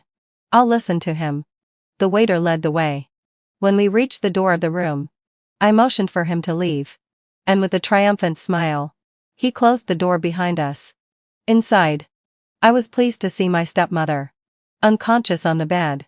I turned to Bryn, who had arrived earlier, and said, Well done. My elder sister had calculated everything. But she missed one detail: Ronan was a soldier. And soldiers held military discipline above all else. How could the marshal made stands from his family drink tea given to them by strangers? Of course. They were pretending. When Eloan went to inquire about the situation, the innkeeper handed her a cup of scented tea. She was sharp, though a Shakli's tear. And not only did she refuse to drink it, but she also asked me what to do. I suggested that she feign needing the restroom and secretly slip into my stepmother's room to knock her out. We would then quietly transport her through the window to a side room. After I stuffed the drugged pastry into my stepmother's mouth, Bren and I climbed through the window and hid in the neighboring room. At that moment, the innkeeper, sensing the time was right, called out from inside, "Does your lady need a warm towel? I'm too busy to fetch it. Would you mind sending a maid to the backyard to get it?" The plan was to distract Eloan so the bad deed could be done. Eloan played along. After covering my stepmother with the blanket, she pushed open the door. "I'll be right back," she called out before leaving. Once Eloan was gone, a group of shady beggars was led into the side room by the innkeeper. To ensure nothing went wrong, he locked the door from the outside before leaving. After they departed, I changed into Bren's clothes and quietly went to Ronan's mother's room. I briefly explained what had happened. Ronan's mother was furious when she heard. "Your stepmother and elder sister are both fools. But you, my dear, are clever. I had wondered why a friend suddenly asked me to meet here for tea. Yet they never showed. Now I see they were trying to harm you. Let's leave immediately. I'll protect you. And we'll head back to the general's mansion. Away from all these dirty affairs." I nodded. I wasn't there when they tried to catch me in the act, and that was better for clearing my name. It also gave me a chance to meet with Ronan. It had been a few days since I last saw him. And I missed him. When Ronan's mother was about to leave, someone downstairs stopped her, intending to have her personally witness my supposed affair. "Madam, you haven't waited for your close friend yet. Why not stay a bit longer?" Ronan's mother waved her hand dismissively. "No. There's still much to do at home. I'll come another time." Unable to stop her, the person could only watch as Ronan's mother, followed by a group of stands, left the inn and returned home in her carriage. But this catching in the act still needed a pretext. So the person went to my stepmother's room and knocked on the door. "Lady, your third daughter doesn't seem to be feeling well and is resting upstairs. Would you like to go see her?" Inside, only the old nanny who had been knocked out earlier had just regained consciousness. Hearing the knock and realizing my stepmother was not in the room, she didn't want to miss the opportunity. She called out, "I'll go check on her for the lady." With a group of maids in tow, they headed upstairs with an air of urgency, clearly heading to catch me. When they reached the door, the old nanny heard sounds of intimacy coming from inside. Her heart lifted. It seemed like the plan my elder sister had arranged was coming to fruition. She called out, "Third sister. Are you inside? Are you feeling better?" No one answered the door, so the nanny commanded, "Just break the door down." The maids didn't have the strength, so they called in a few innkeepers for help. Together, they crashed the door open, causing quite a commotion and drawing the attention of several other guests in the inn. When they saw the tangle of bodies on the bed, the nanny shouted again, "Ah, third sister. How could there be a man in your room?" "Not just one." The guests downstairs, hearing the scandal, quickly gathered around to see what was happening. "Who got caught with a man? It looks like it's the third daughter of the Duke's family. And not just with one man. There's a good show to watch now. But wasn't she betrothed to that young general from the Ronan family? Could it be that the young general couldn't satisfy her? I heard the young general has trouble having children. The third daughter probably felt cheated and decided to test other men in advance." What a scandalous play. Filthy words and gossip filled the entire inn, and the crowd grew larger with every passing moment. And Annie, caught up in the excitement, knew that if she managed to handle this affair for the lady and elder sister, she would be heavily rewarded. Fearing that I might later deny everything, she told to innkeepers, "We're women, so it's not suitable for us to enter the room. Please get those men out of there so we can take the third daughter back to the lady for punishment." The innkeepers, having been paid, nodded and entered the room. Under their command, the beggars, who had just played the part of the groom, were dragged out, their clothes disheveled. One of them, still savoring the moment, remarked, "The girl might be a bit older, but she's soft, and her body feels amazing." The nanny dismissed his words, thinking that perhaps he had mistaken the lighting for her age. After getting rid of the beggars, a nanny and her maids entered the room. They didn't bother to dress the still dazed woman in bed, pushing her out of the room and casting blame. "Third sister, why are you running around without your clothes? Did you take too much of the 5 stones pills?" She piled accusation upon accusation. The woman stumbled, tripping over the doorframe. Her hair was a mess, and she grimaced in pain. As she regained her bearings, she quickly reached up to cover her face with her hands. "Don't look. Everyone leave. I need to put on my clothes." Seeing that she was too embarrassed to face anyone, the nanny became even more smug. She yelled for someone to cover the woman with clothes while forcefully pulling her head back, exposing her face to everyone. "Who is this? Wasn't it supposed to be the third daughter? Wow. The Duke's wife is playing around. And now she's caught by her own servants. It looks like the plot backfired. She tried to frame someone else and ended up being framed herself. Such clever scheming from the third daughter. The bad person gets the punishment they deserve." The gossip spread like wildfire, and soon everyone was talking about the Duke's wife caught in bed with multiple beggars. Everyone could see what had happened. No noble lady or high-born woman would be seen with beggars unless she was being set up. The truth was clear, the plot to catch someone in the act had been devised by the Duke's wife herself, but in the end, it was her own disgrace. It became the talk of the town, and it was clear that the Duke's family's reputation had been destroyed. With such a scandalous mother, the crown princess's position might not be secure for long. "Madam, how could this happen to you?" the nanny exclaimed, her jaw dropping. How could it be the Duke's wife? What would they do now? Who else could it be? Was it the third daughter? The stepmother tried to frame her own daughter. What a scandalous upbringing in the Duke's family. A guest remarked on my behalf. "Enough. Stop talking. Hurry. Help me back to the mansion," she said, clearly terrified. She had never been so humiliated. Now she was afraid the Duke would look down on her, that he might divorce her, or that her family would disown her. And worst of all, she feared that the crown princess might be implicated as well. But she had never considered what would happen if I, a discarded daughter with no aunt, and a father who didn't love me, had been the one caught. If she had thought about it then, she would have realized that when you play with falcons, one day, you may be the one who gets your eyes pecked out. On the other side, I returned to the Ronan family home with Ronan's mother. Ronan had the day off and had just returned after hunting a large wild goose. When he saw me, his eyes lit up with joy. "What brings you here?" "Look, I hunted this goose for you. Doesn't it look particularly strong and impressive?" I thought it was festive and, glancing at him, saw that he was sweating profusely. I nodded and replied, "Yes. It looks wonderful. You've worked hard. And I'm very happy." The hunting goose represented the man's attitude toward the marriage. He had personally hunted it to show his sincerity, and I was naturally delighted. I remembered when my elder sister entered the Eastern Palace at the time. The crown prince had been too busy to hunt, so he had the servants buy 2 injured geese from a hunter. The geese looked half dead, and my elder sister had been angry for a long time because of that. I shared today's events with him, and with a slightly anxious heart, I looked up at him and cautiously asked, "Do you think I'm too ruthless?" Ronan shook his head and gently hugged me. "No. I'm just relieved. So relieved that you were able to protect yourself and didn't get into trouble. If you had been caught today, with your frailty, you wouldn't have survived." His embrace comforted me, and since we were alone, I leaned into his arms, feeling immensely safe. "Ronan, thank you for giving me a powerful maid who can climb walls and fly over rooftops. Otherwise, I would have been in serious trouble today." Ronan smiled at my words, then led me to the room where he kept his weapons.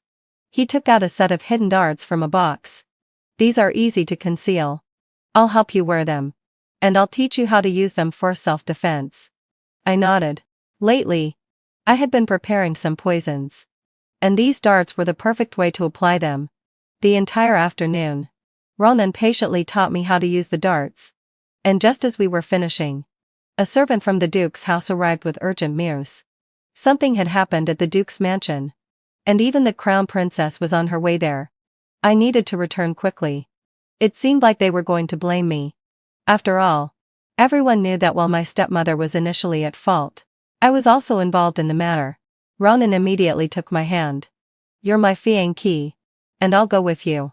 Let's see who dares to bully you again. His concern for me was unwavering. In every way possible. I gazed into his eyes and felt as if I could see countless stars within them. Ronan's mother agreed with his decision. Ronan, you're a man. And you should protect your future wife. I'll speak to the Duke and suggest advancing the marriage. There are people sabotaging it from behind the scenes. She paused. Her expression grave. I can see it clearly now. Someone's been deliberately undermining this marriage. It's hard enough to find a girl who would marry him. I won't let anyone destroy it. I felt a rush of warmth in my chest. To have someone supporting me was truly comforting. When I returned to the Duke's residence, not only my father and stepmother were there, but also my elder sister, my fifth sister, and even the Crown Prince. The situation was too embarrassing. And the Crown Prince was taking it seriously. If my stepmother was exposed for adultery, it would damage his reputation as well.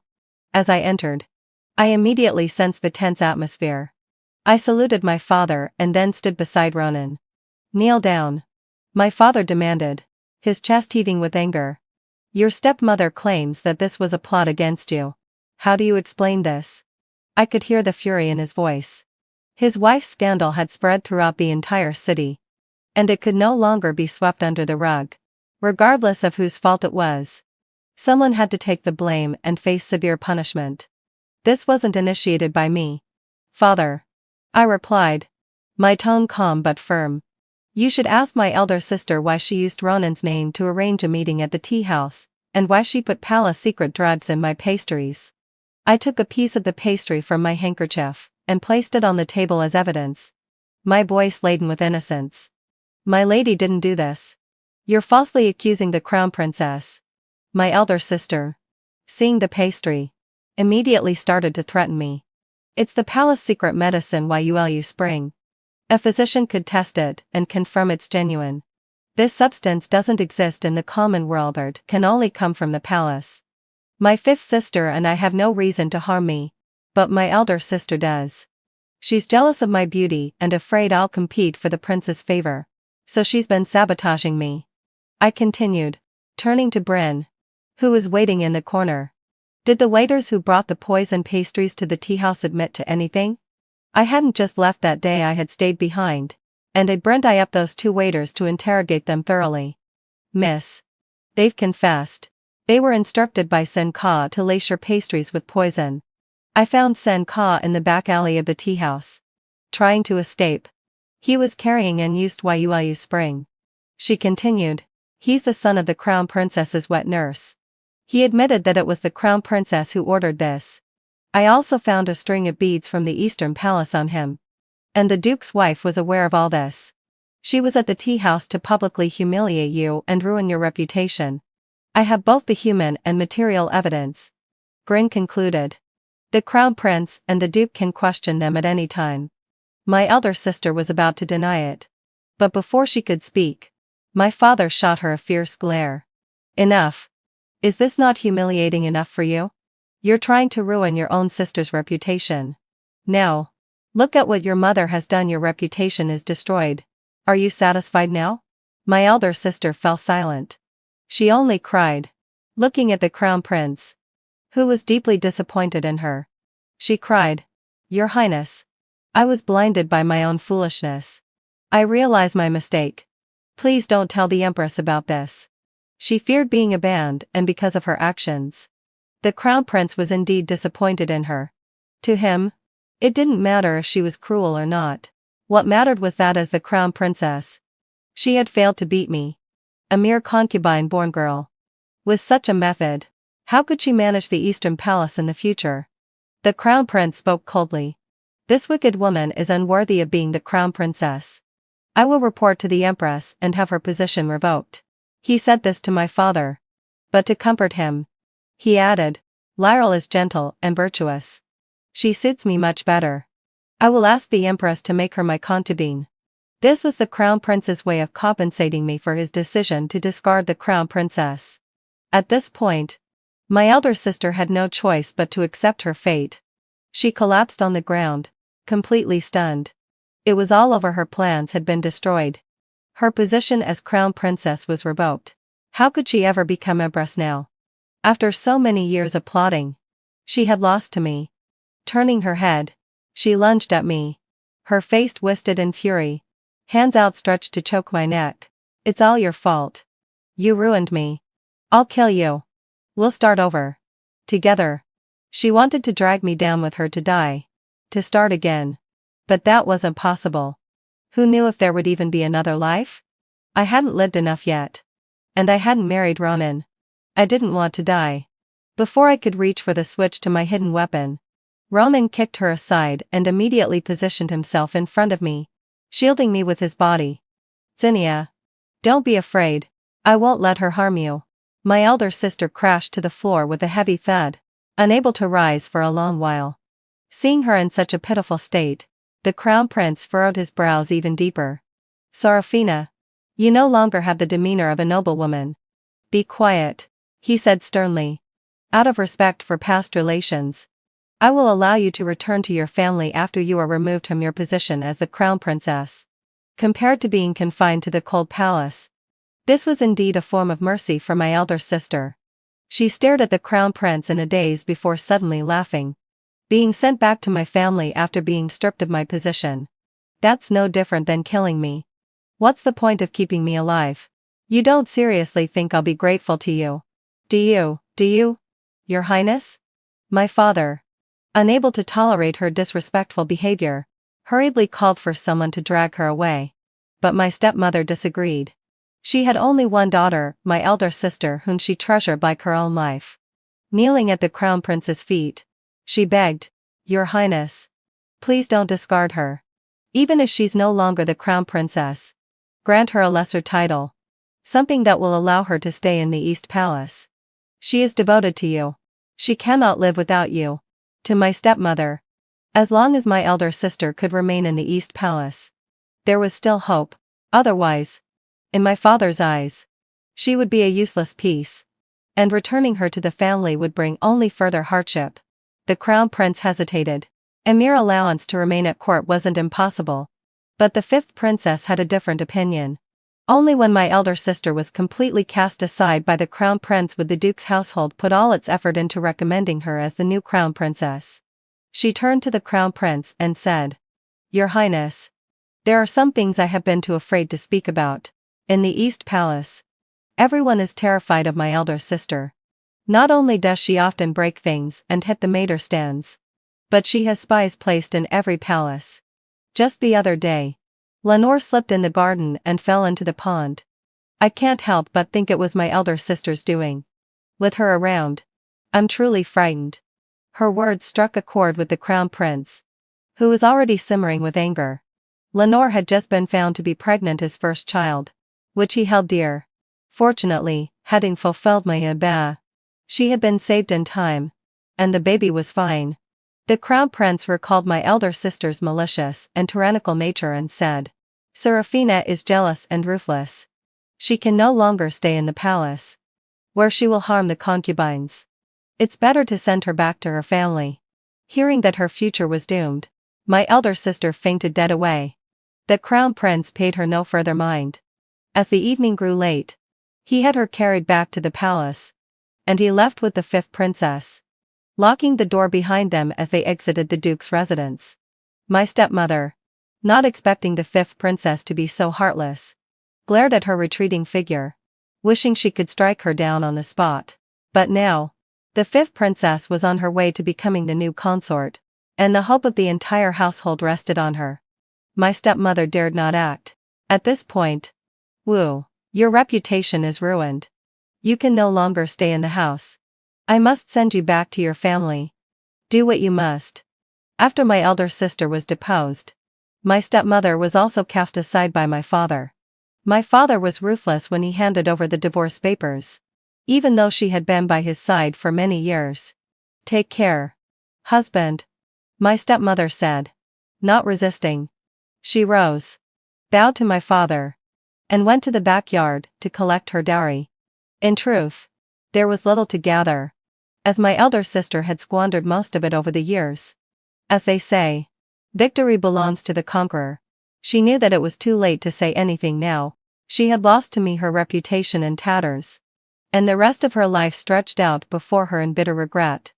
Soon, Hadano only my father, Ronan, Hanan Tosilmad set, and I remained in the courtyard. My father turned to Ronan and said, "It's getting late, young general. You should head home. I'm afraid you've witnessed quite the spectacle today." Ronan understood that my father was dismissing him, so he turned and looked at me, silently asking if I was all right. If I feared anything, he would stay by my side, no matter what. I gave a gentle nod, adjusting the collar of his slightly wrinkled tunic. "Go ahead. I'll wait for you to come tomorrow with the betrothal papers. My father wants to speak with me about something personal." Reluctantly, Ronan left, reminding Bryn to protect me. Behind him, my father's face darkened. It seemed that my father had never expected that I, just a lowly, discarded daughter, could stir up such a storm. The crown princess deposed, the duke's wife divorced, and the duke's household reduced to chaos. He snorted coldly. "So, this is how you are. I truly underestimated you. To think you would drug your mistress. They'll kneel in the ancestral hall until Ronan arrives with the betrothal papers tomorrow." For the first time, I defied him. With Ronan by my side, I finally stood my ground and stopped being afraid of him. When the servants tried to drag me toward the ancestral hall, I brushed them away. I stared defiantly at my father and said, "I did nothing wrong. I only protected myself. When they tried to harm me, I fought back. What's the crime?" They were outclassed. My father's beard trembled with rage. "How dare you speak to me like that? Just because you have Ronan backing you, do you think you're invincible? Do you believe I will make sure Ronan never sees you again? Threatening me?" I had been threatened enough in my past life in the palace. I wasn't afraid. I said coldly, "Father, the Duke's residence is a hollow shell now, held up only by me and the fifth princess. If you push me too far, we'll destroy each other. If you lock me away, Ronan will never forgive you. He'll turn the Duke's household upside down. You will lose not only face, but your support from the general's mansion. Do you really want to test me?" My father was left speechless, his hand trembling as he pointed at me. For a long time, he couldn't say a word. I suppose he never imagined that the insignificant, harmless little concubine's daughter in the backyard would dare defy him, let alone threaten him in return. After what seemed like an eternity, he finally spat out, "I'm your father. I gave you life. How could you be so unfilial? Life-giving? What a laugh. If you hadn't mentioned it, I might have forgotten.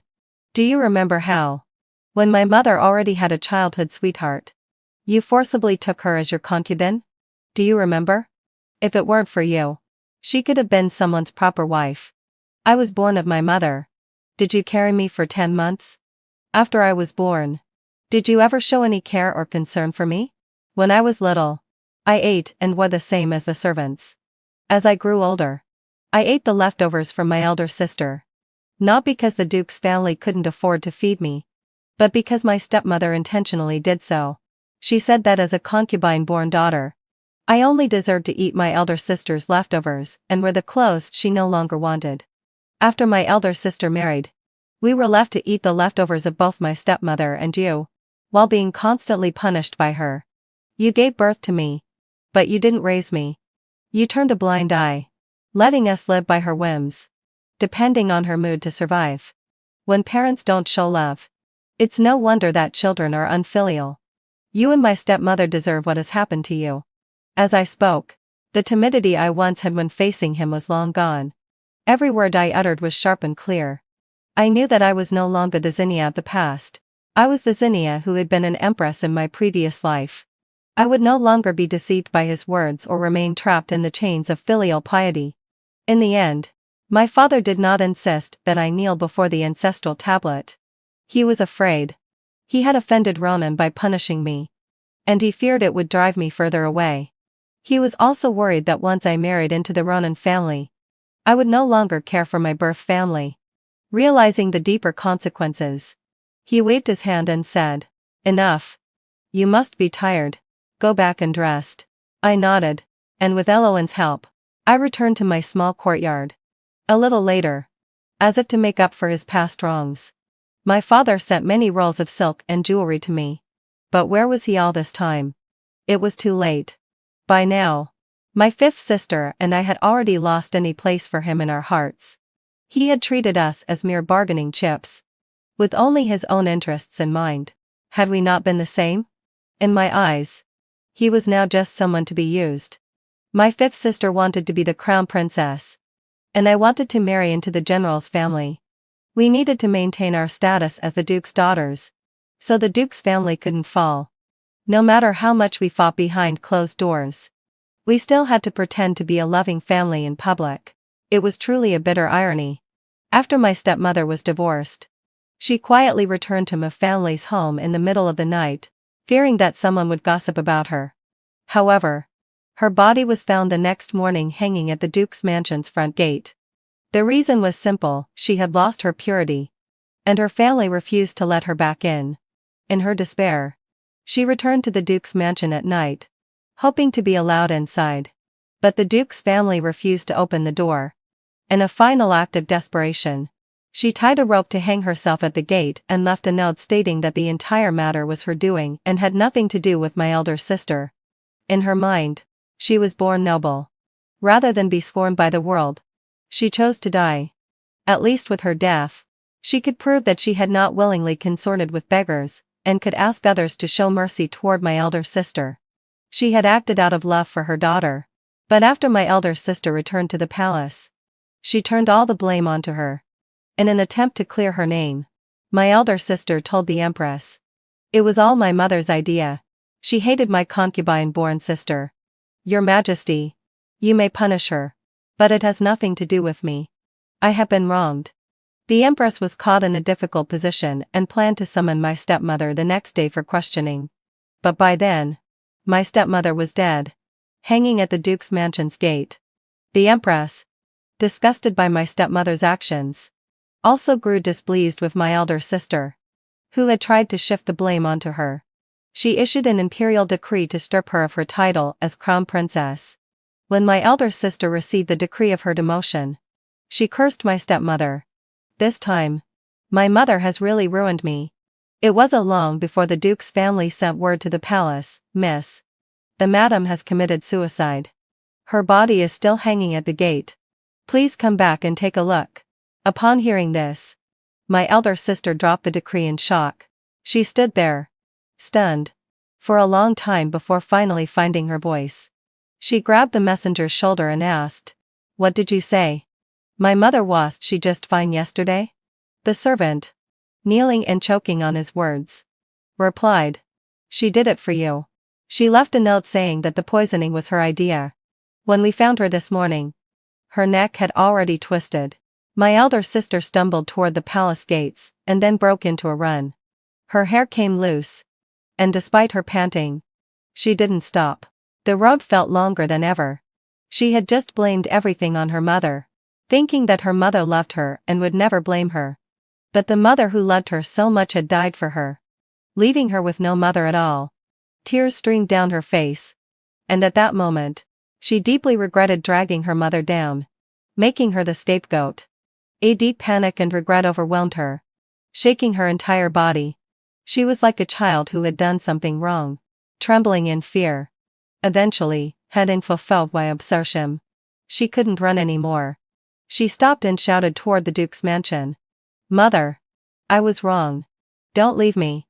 The only answer she received was the howling cold wind. When my elder sister returned to the duke's mansion, my stepmother's body had already been taken down. She was no longer the mistress of the duke's residence.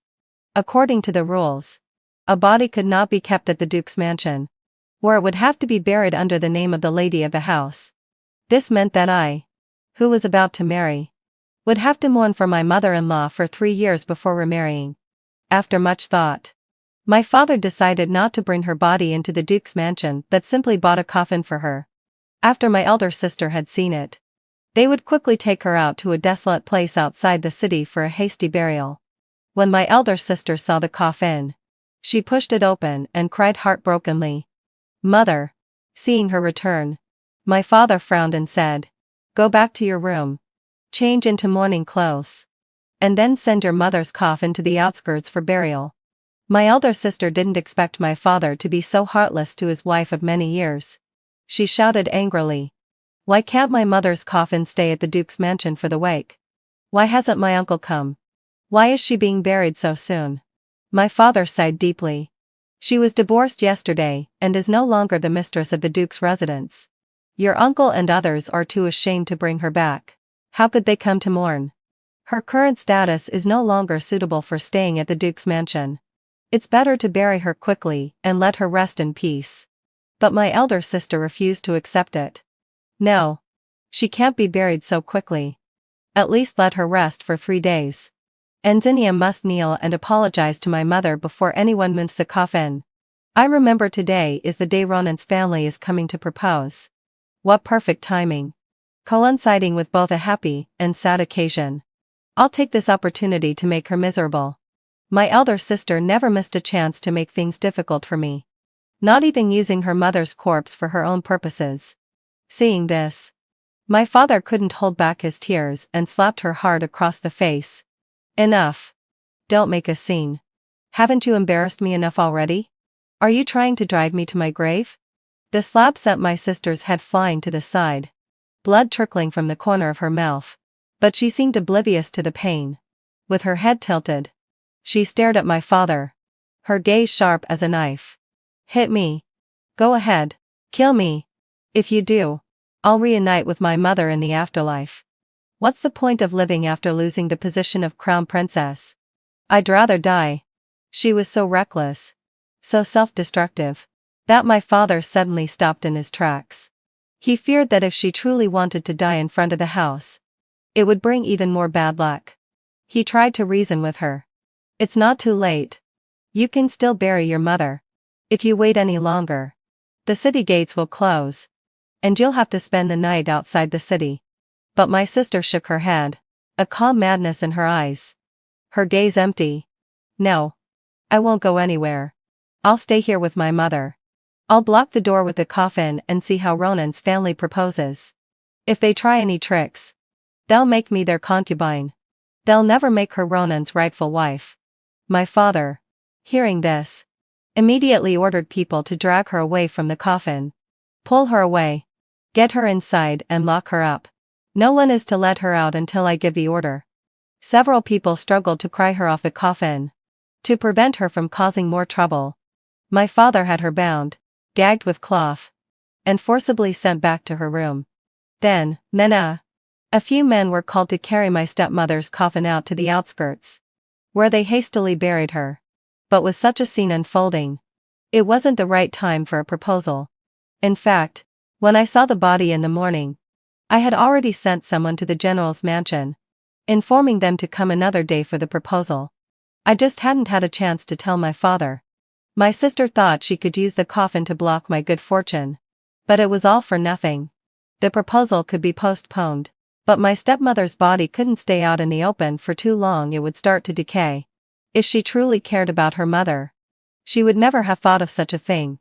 My sister was selfish and cold-hearted, even using her own mother's death for her schemes. When this news reached the Empress and the Crown Prince, the Empress said, "It's a good thing that this madwoman was deposed, or she would have made the royal family a laughingstock." The Crown Prince, while disgusted by her, also felt pity for her.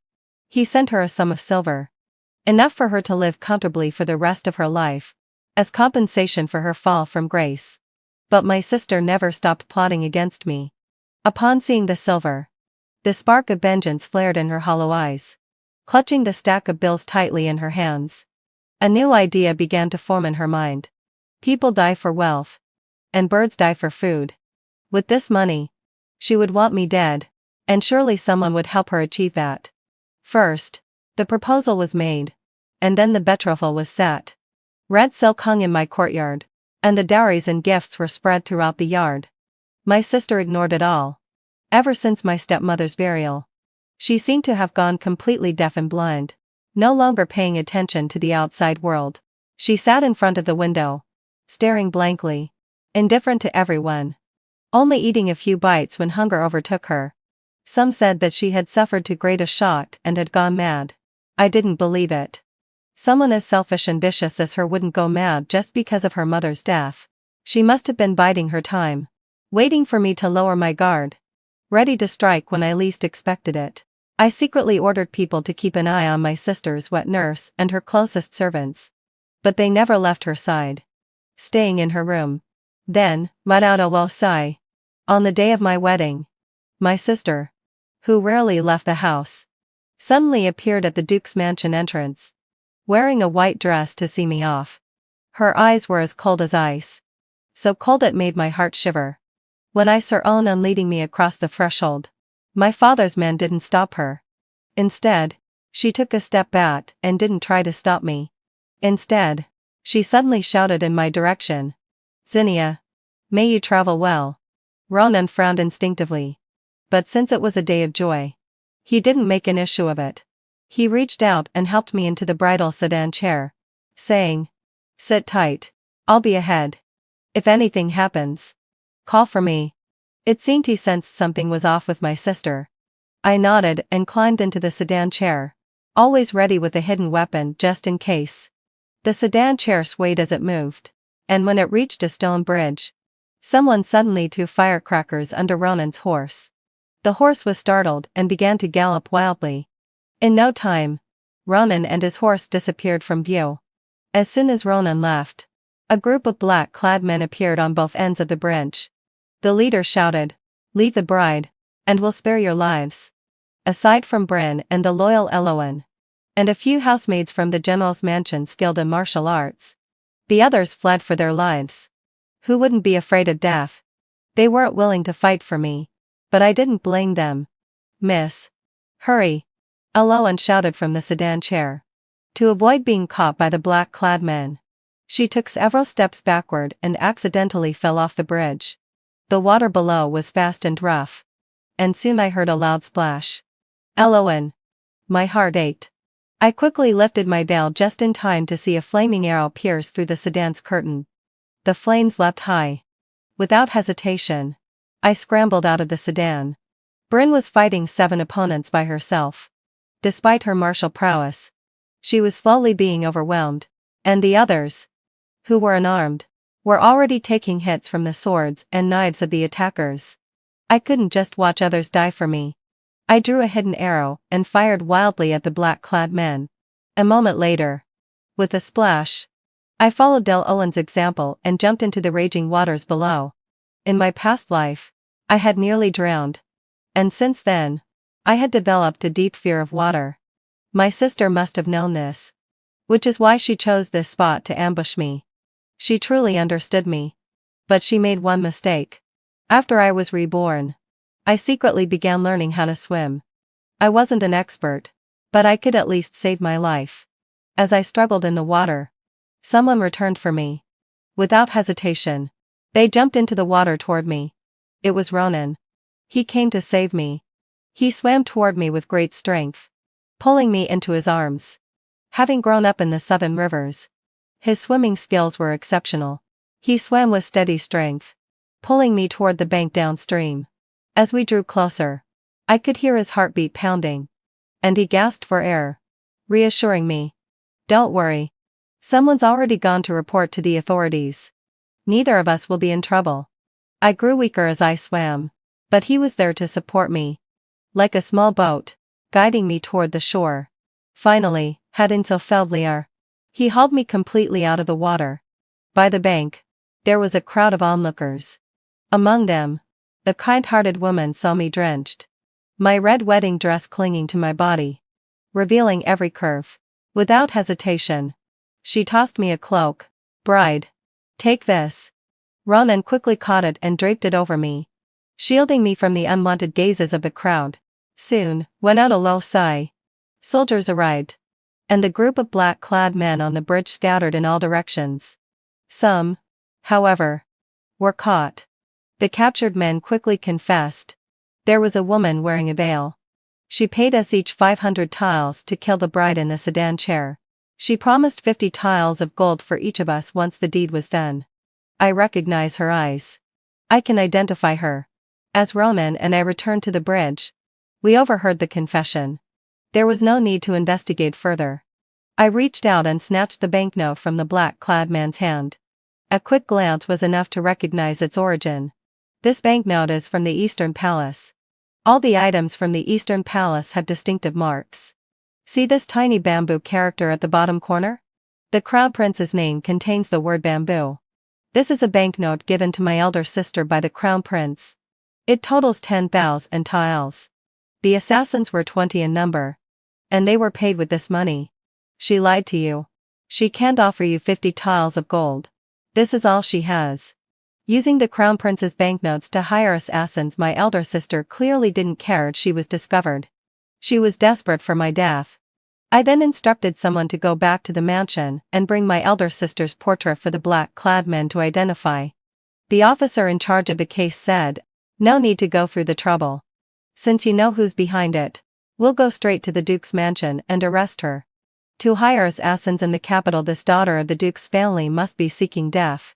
The officers set off in a grand procession toward the Duke's mansion. Meanwhile, Ronan, seeing the bridal sedan burned beyond recognition, instructed a servant to bring a horse. He helped me onto and, holding me tightly, rode toward the Duke's mansion. Not far away, the Crown Prince, who had heard the news, saw Ronan's figure on horseback and suddenly understood who my elder sister's lover was and why she had always obstructed my marriage. She was in love with her future brother-in-law. When we returned to the general's residence, the old lady, seeing us in such a disheveled state, immediately ordered someone to take us to change clothes. There were no extra wedding garments. So Ronan's mother took out the wedding clothes worn by Ronan's father when he married and dressed Ronan in them. She also gave me her own wedding gown to wear. As she fixed my makeup, Ronan's mother's eyes grew moist. "Seeing you in this dress brings back memories of my own wedding. In the blink of an eye, my son is getting married. Time passes so quickly." Then, let out, we were surrounded by a crowd as we performed the traditional rituals and entered the bridal chamber. Ahead of us, there were guests waiting for Ronan to offer them a toast. After he removed the heavy jewel-laden headpiece from my head, he sat me at the table to eat something to settle my stomach before he went ahead to greet the guests. It had been a close call today. The wedding almost turned into a funeral. Alolan had choked on water from the river and wasn't feeling well, so she was resting in her room. Bryn had been injured and was tending to his wounds. Finally, Hetty fulfilled me. I had some free time. After checking on them, I heard Delolan mention, "Those black-clad men were ruthless. I heard that 2 of the mansion's servants died, and 8 were injured. That eldest daughter really deserves to die. Isn't that the truth? My elder sister was a calamity as long as she remained in this world. Perhaps I should help her on her way. Or perhaps I don't need to intervene anymore.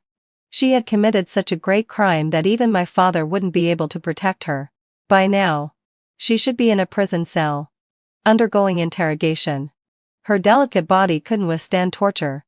And I guessed she must have confessed everything by now." After sitting for a while, Ronan returned. He saw the exhaustion on my face and softly asked, "Are you tired? Why don't you lie down for a while?" I shook my head. "It's our wedding night. I want to wait for you."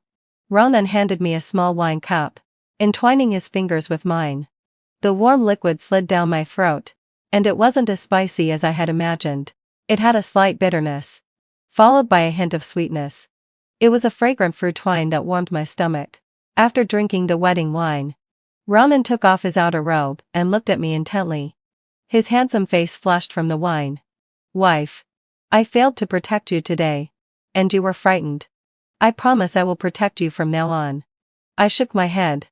"It's not your fault. If anything, it was my fault.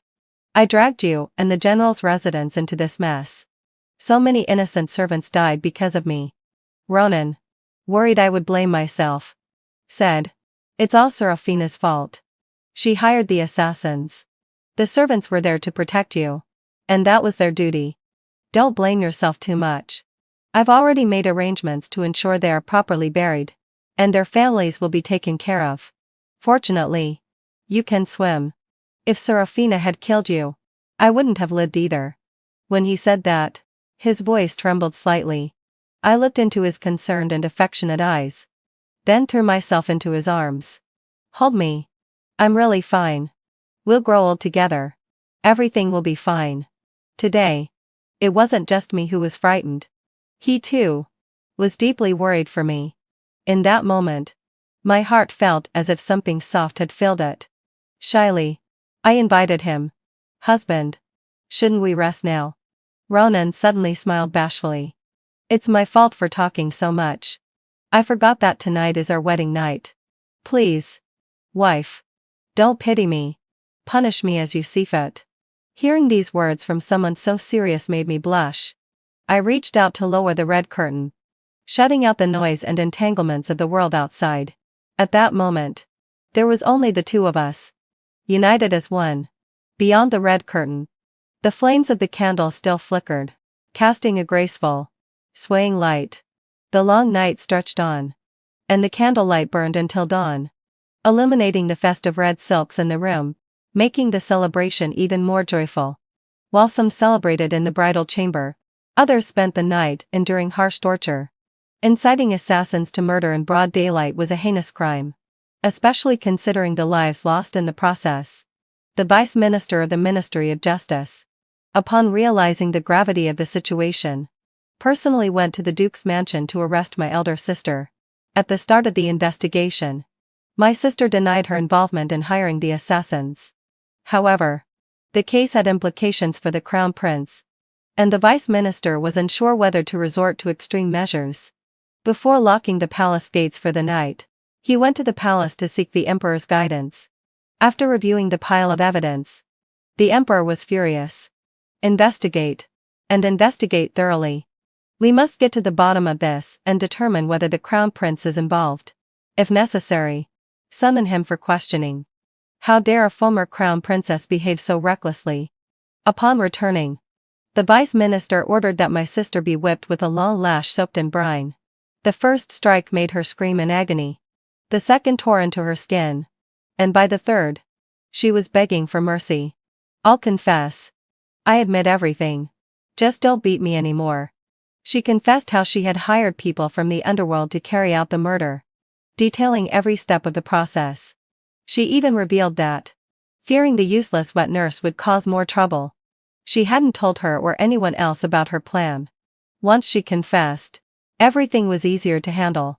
By morning, my sister's confession was presented to the Emperor. After reading it, the Emperor handed it to the Crown Prince. This is Zinnia's family statement. Take a look. The Crown Prince, who had barely slept the night before, knew that he would be implicated in this matter and had been uneasy all night. When the Emperor brought it up, he immediately accepted his share of the responsibility, saying with a sigh, I was wrong to give her so much silver. Thinking of the bond between us as husband and wife, the Emperor didn't blame him. It's good that you show kindness to a former wife. This will reflect well on how you treat your brothers in the future. The Crown Prince's mercy is a virtue, but when misplaced, it can cause harm. Ronan and his wife were greatly startled yesterday. Today, you should bring some gifts to the general's mansion, both as a visit and an apology. Don't let loyal officials feel cold or unappreciated. The Crown Prince had no reason to refuse.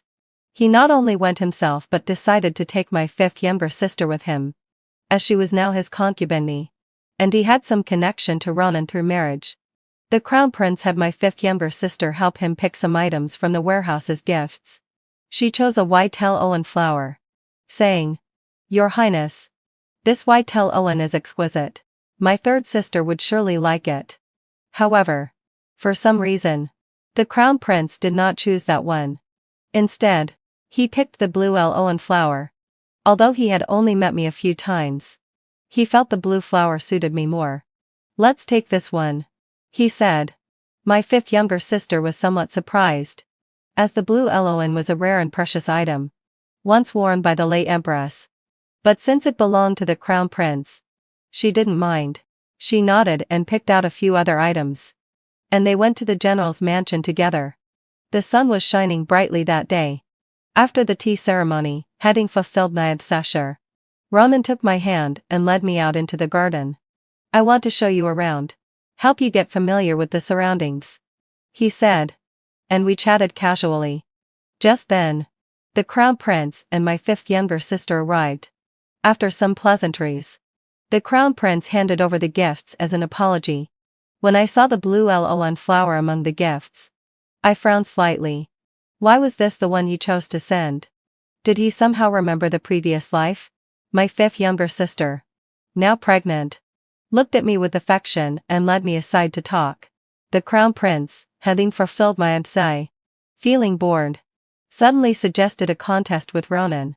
I've heard Ronan is skilled at archery. Why don't we have a little competition? Ronan, sensing that the crown prince was in the mood for a challenge, agreed with a smile, not realizing this was the crown prince testing him. Your Highness, how would you like to compete? The crown prince had someone bring an apple and placed it 20 meters away. We will each shoot 3 arrows. Whoever hits the apple wins. The apple was smooth and round. To most, this would be difficult. Someone bring an apple and placed it 20 meters away. We will each shoot 3 arrows. Whoever hits the apple wins. The apple was smooth and round. To most, this would be difficult. And indeed, the crown prince missed all 3 shots. Ronan, however, hit the apple with a single arrow, shattering it into pieces. The crown prince looked at the mangled apple and then at Ronan. His smile faded. It was him. The former crown princess's lover. It had to be Ronan. How dare he fall for his sister-in-law? No wonder she had hired an assassin to kill her sister. Did Ronan have feelings for the crown prince's wife? Were they secretly in love? Was he, the crown prince, having fulfilled my obsession, being cuckolded by his own sister-in-law? The crown prince's mind raced with thoughts. But after a moment, he calmed down and asked Ronan, what do you think about Serafina hiring an assassin to kill? Ronan immediately replied, please, Your Highness, punish Serafina severely and execute her immediately. My wife was terrified last night and had nightmares. She only felt better after drinking calming tea. Hearing the concern in Ronan's voice for me, and his apparent indifference to Serafina, the crown prince felt a little better. It seemed Serafina had secretly harbored feelings for Ronan. But Ronan had no idea. After a brief conversation, the crown prince and my fifth younger sister took their leave. But instead of heading straight back to the East Palace, he had someone escort my fifth younger sister home before heading to the Ministry of Justice's prison to confront Serafina. A few days had passed, and now my elder sister looked like a broken ragdoll, sitting in a corner of the prison, her skin torn, her hair in disarray. At the sound of the door opening, she immediately looked up. When she saw it was the crown prince, she crawled over, pleading, had a low sigh.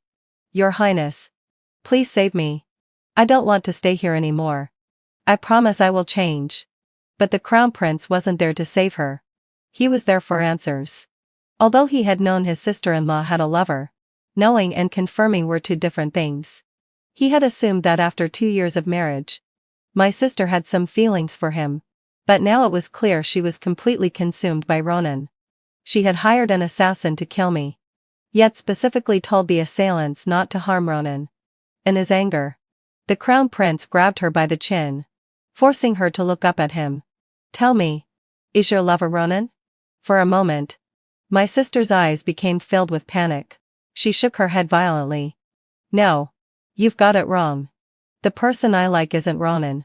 It's Dorian. Yes, Dorian. I even wrote him a letter. To protect Ronan, she was willing to throw Dorian under the bus. But in truth, she was deeply in love with Ronan, both in this life and the last. The crown prince laughed bitterly in anger. You're truly something. You love Ronan so much. But does he know? He's been happily in love with my sister-in-law, Zinnia. And everyone envies them. My sister could not stand the thought of me and Ronan's sweetness. At the mention of it, she shuddered and suddenly started laughing too. Your Highness. Do you know? I'm a reincarnated person. I've lived 2 lives. In my past life, I was your crown princess. This was her greatest secret and her final weapon. She didn't want me to have any happiness. So she revealed this to the crown prince. At first, the crown prince didn't believe her. Nonsense. How could a person live 2 lives? But my sister gently persuaded him. It's true. Not just me, but Zinnia has also been reborn. After the birthday banquet in the last life. It wasn't your 5th younger sister you took back to the palace. It was Zinnia. She was your favorite concubine, bearing you 3 sons and 2 daughters, rising from a small stipend. And you loved her so much that after you became emperor, you even made her your empress. The token you gave her was a blue loan flower.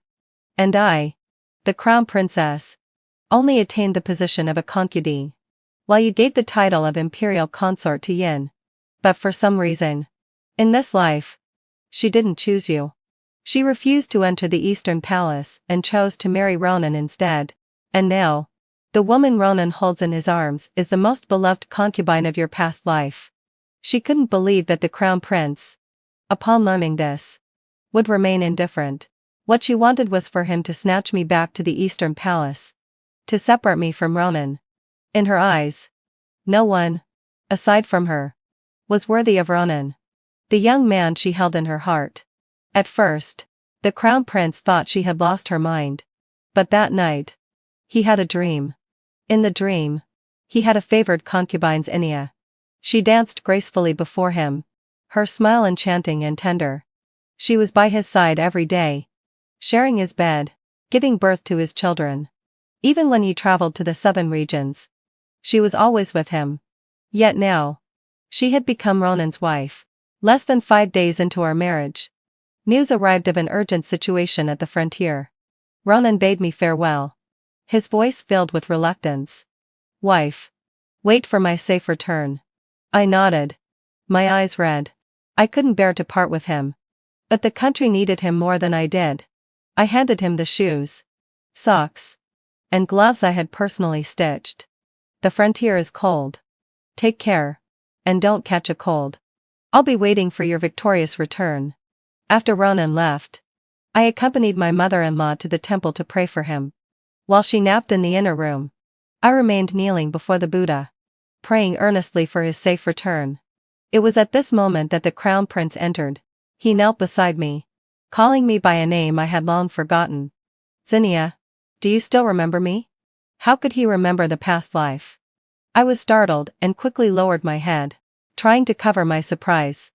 Your Highness must be mistaken. There is only Ronan's wife here, not Zinnia. But the crown prince was not about to let it go. He reached out to pull me. I said it is so. And it is so.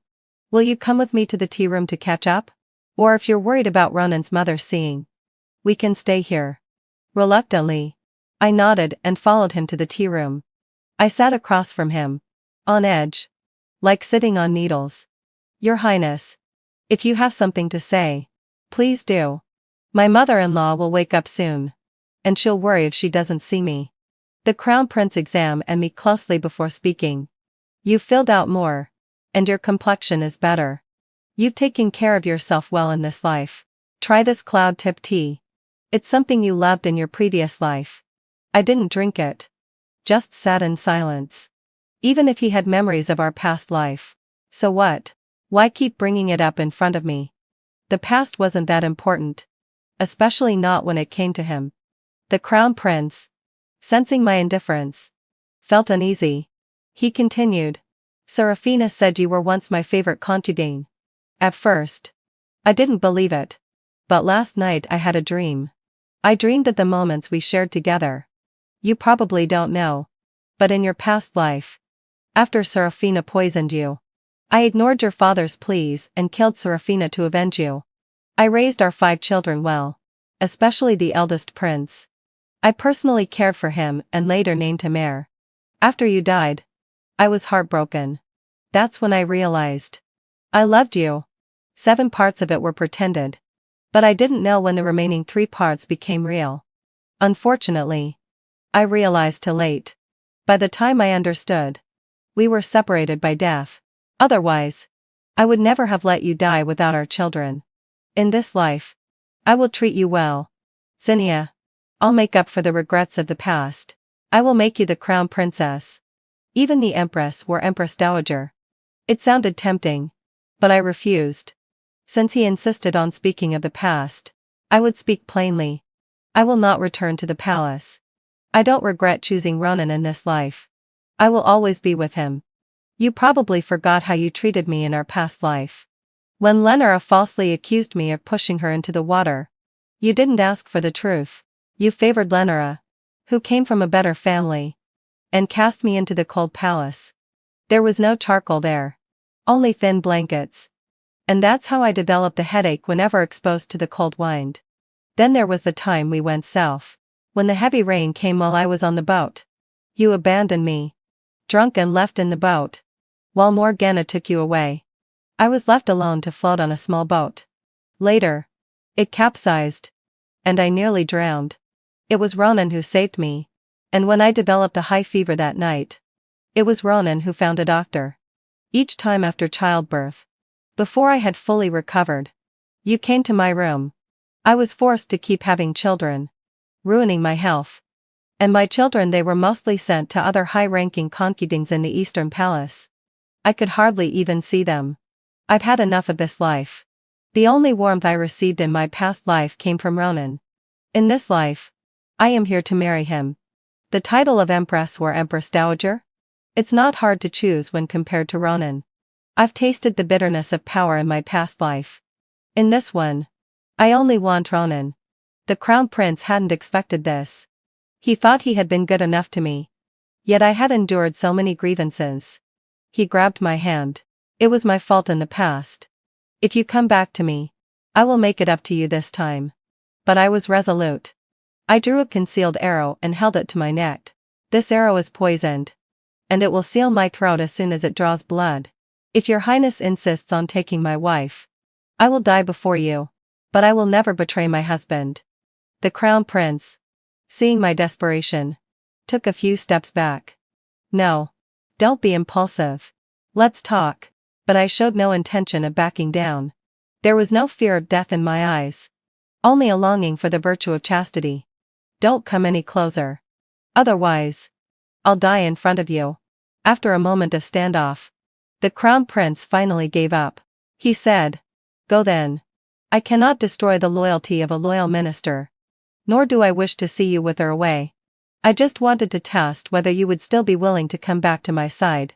Clearly, hadn't fulfilled my intention. He had failed. I ran away faster than a rabbit. The crown prince was filled with regret. Whether it was my elder sister or me.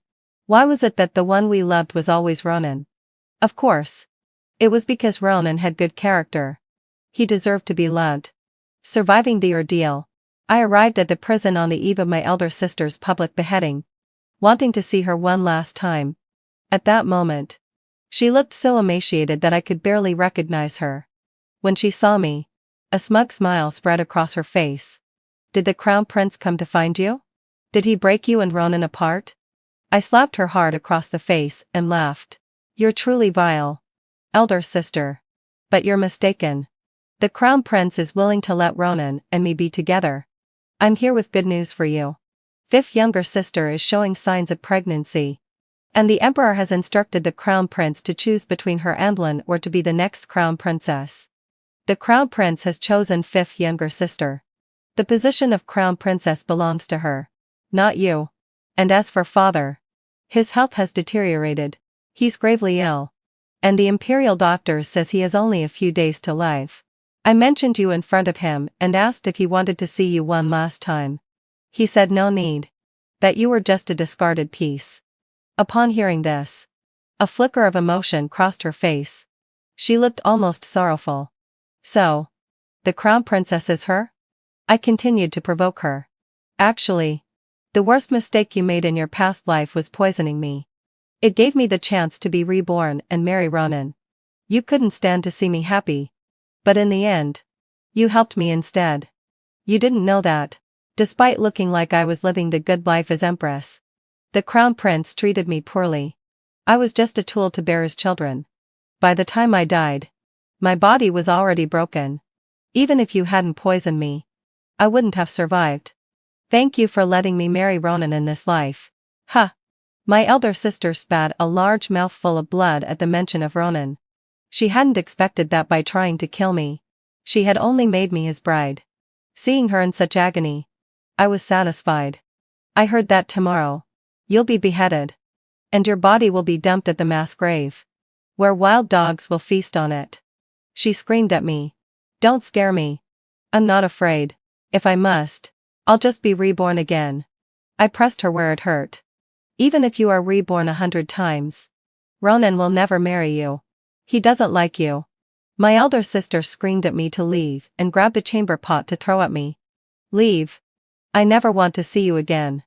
After I left, I didn't wait for the morning's execution.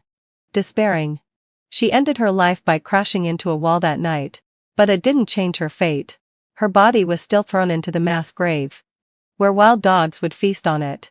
On a warm spring day, with a gentle breeze blowing, Ronan finally returned safely, and we were reunited.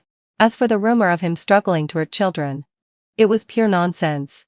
Because, on the 5th day of the new year, we welcomed our daughter into the world. Ronan adored her and named her Ryiko.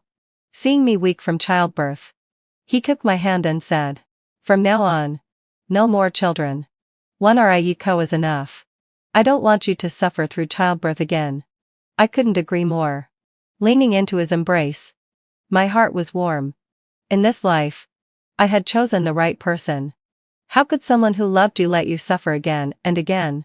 Later, when Ronan went off to war, the crown prince wrote to me, "I remember that in the past life, Ronan died in battle after 6 months. If he dies, will you marry me instead?" My response was, "I will change that outcome. I will ensure he lives. If he should die, and I will remain a widow for the rest of my life." Not long after, Ronan was gravely injured on the battlefield. I entrusted our daughter to the care of the old lady and Ronan's mother, and went to the frontier to look after his every need until he fully recovered. This time, because he wore special soft armor, he did not die in battle. We would have a happy ending.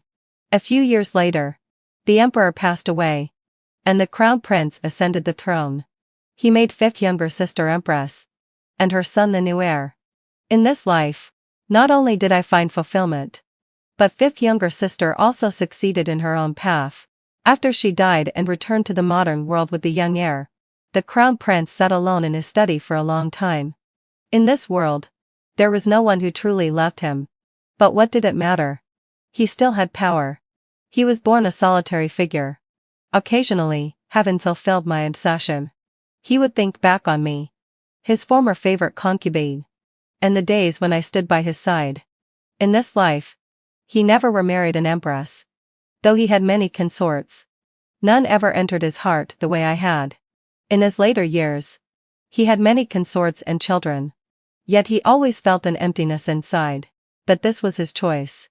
In his past life, he treated me poorly. This was his just reward. The end.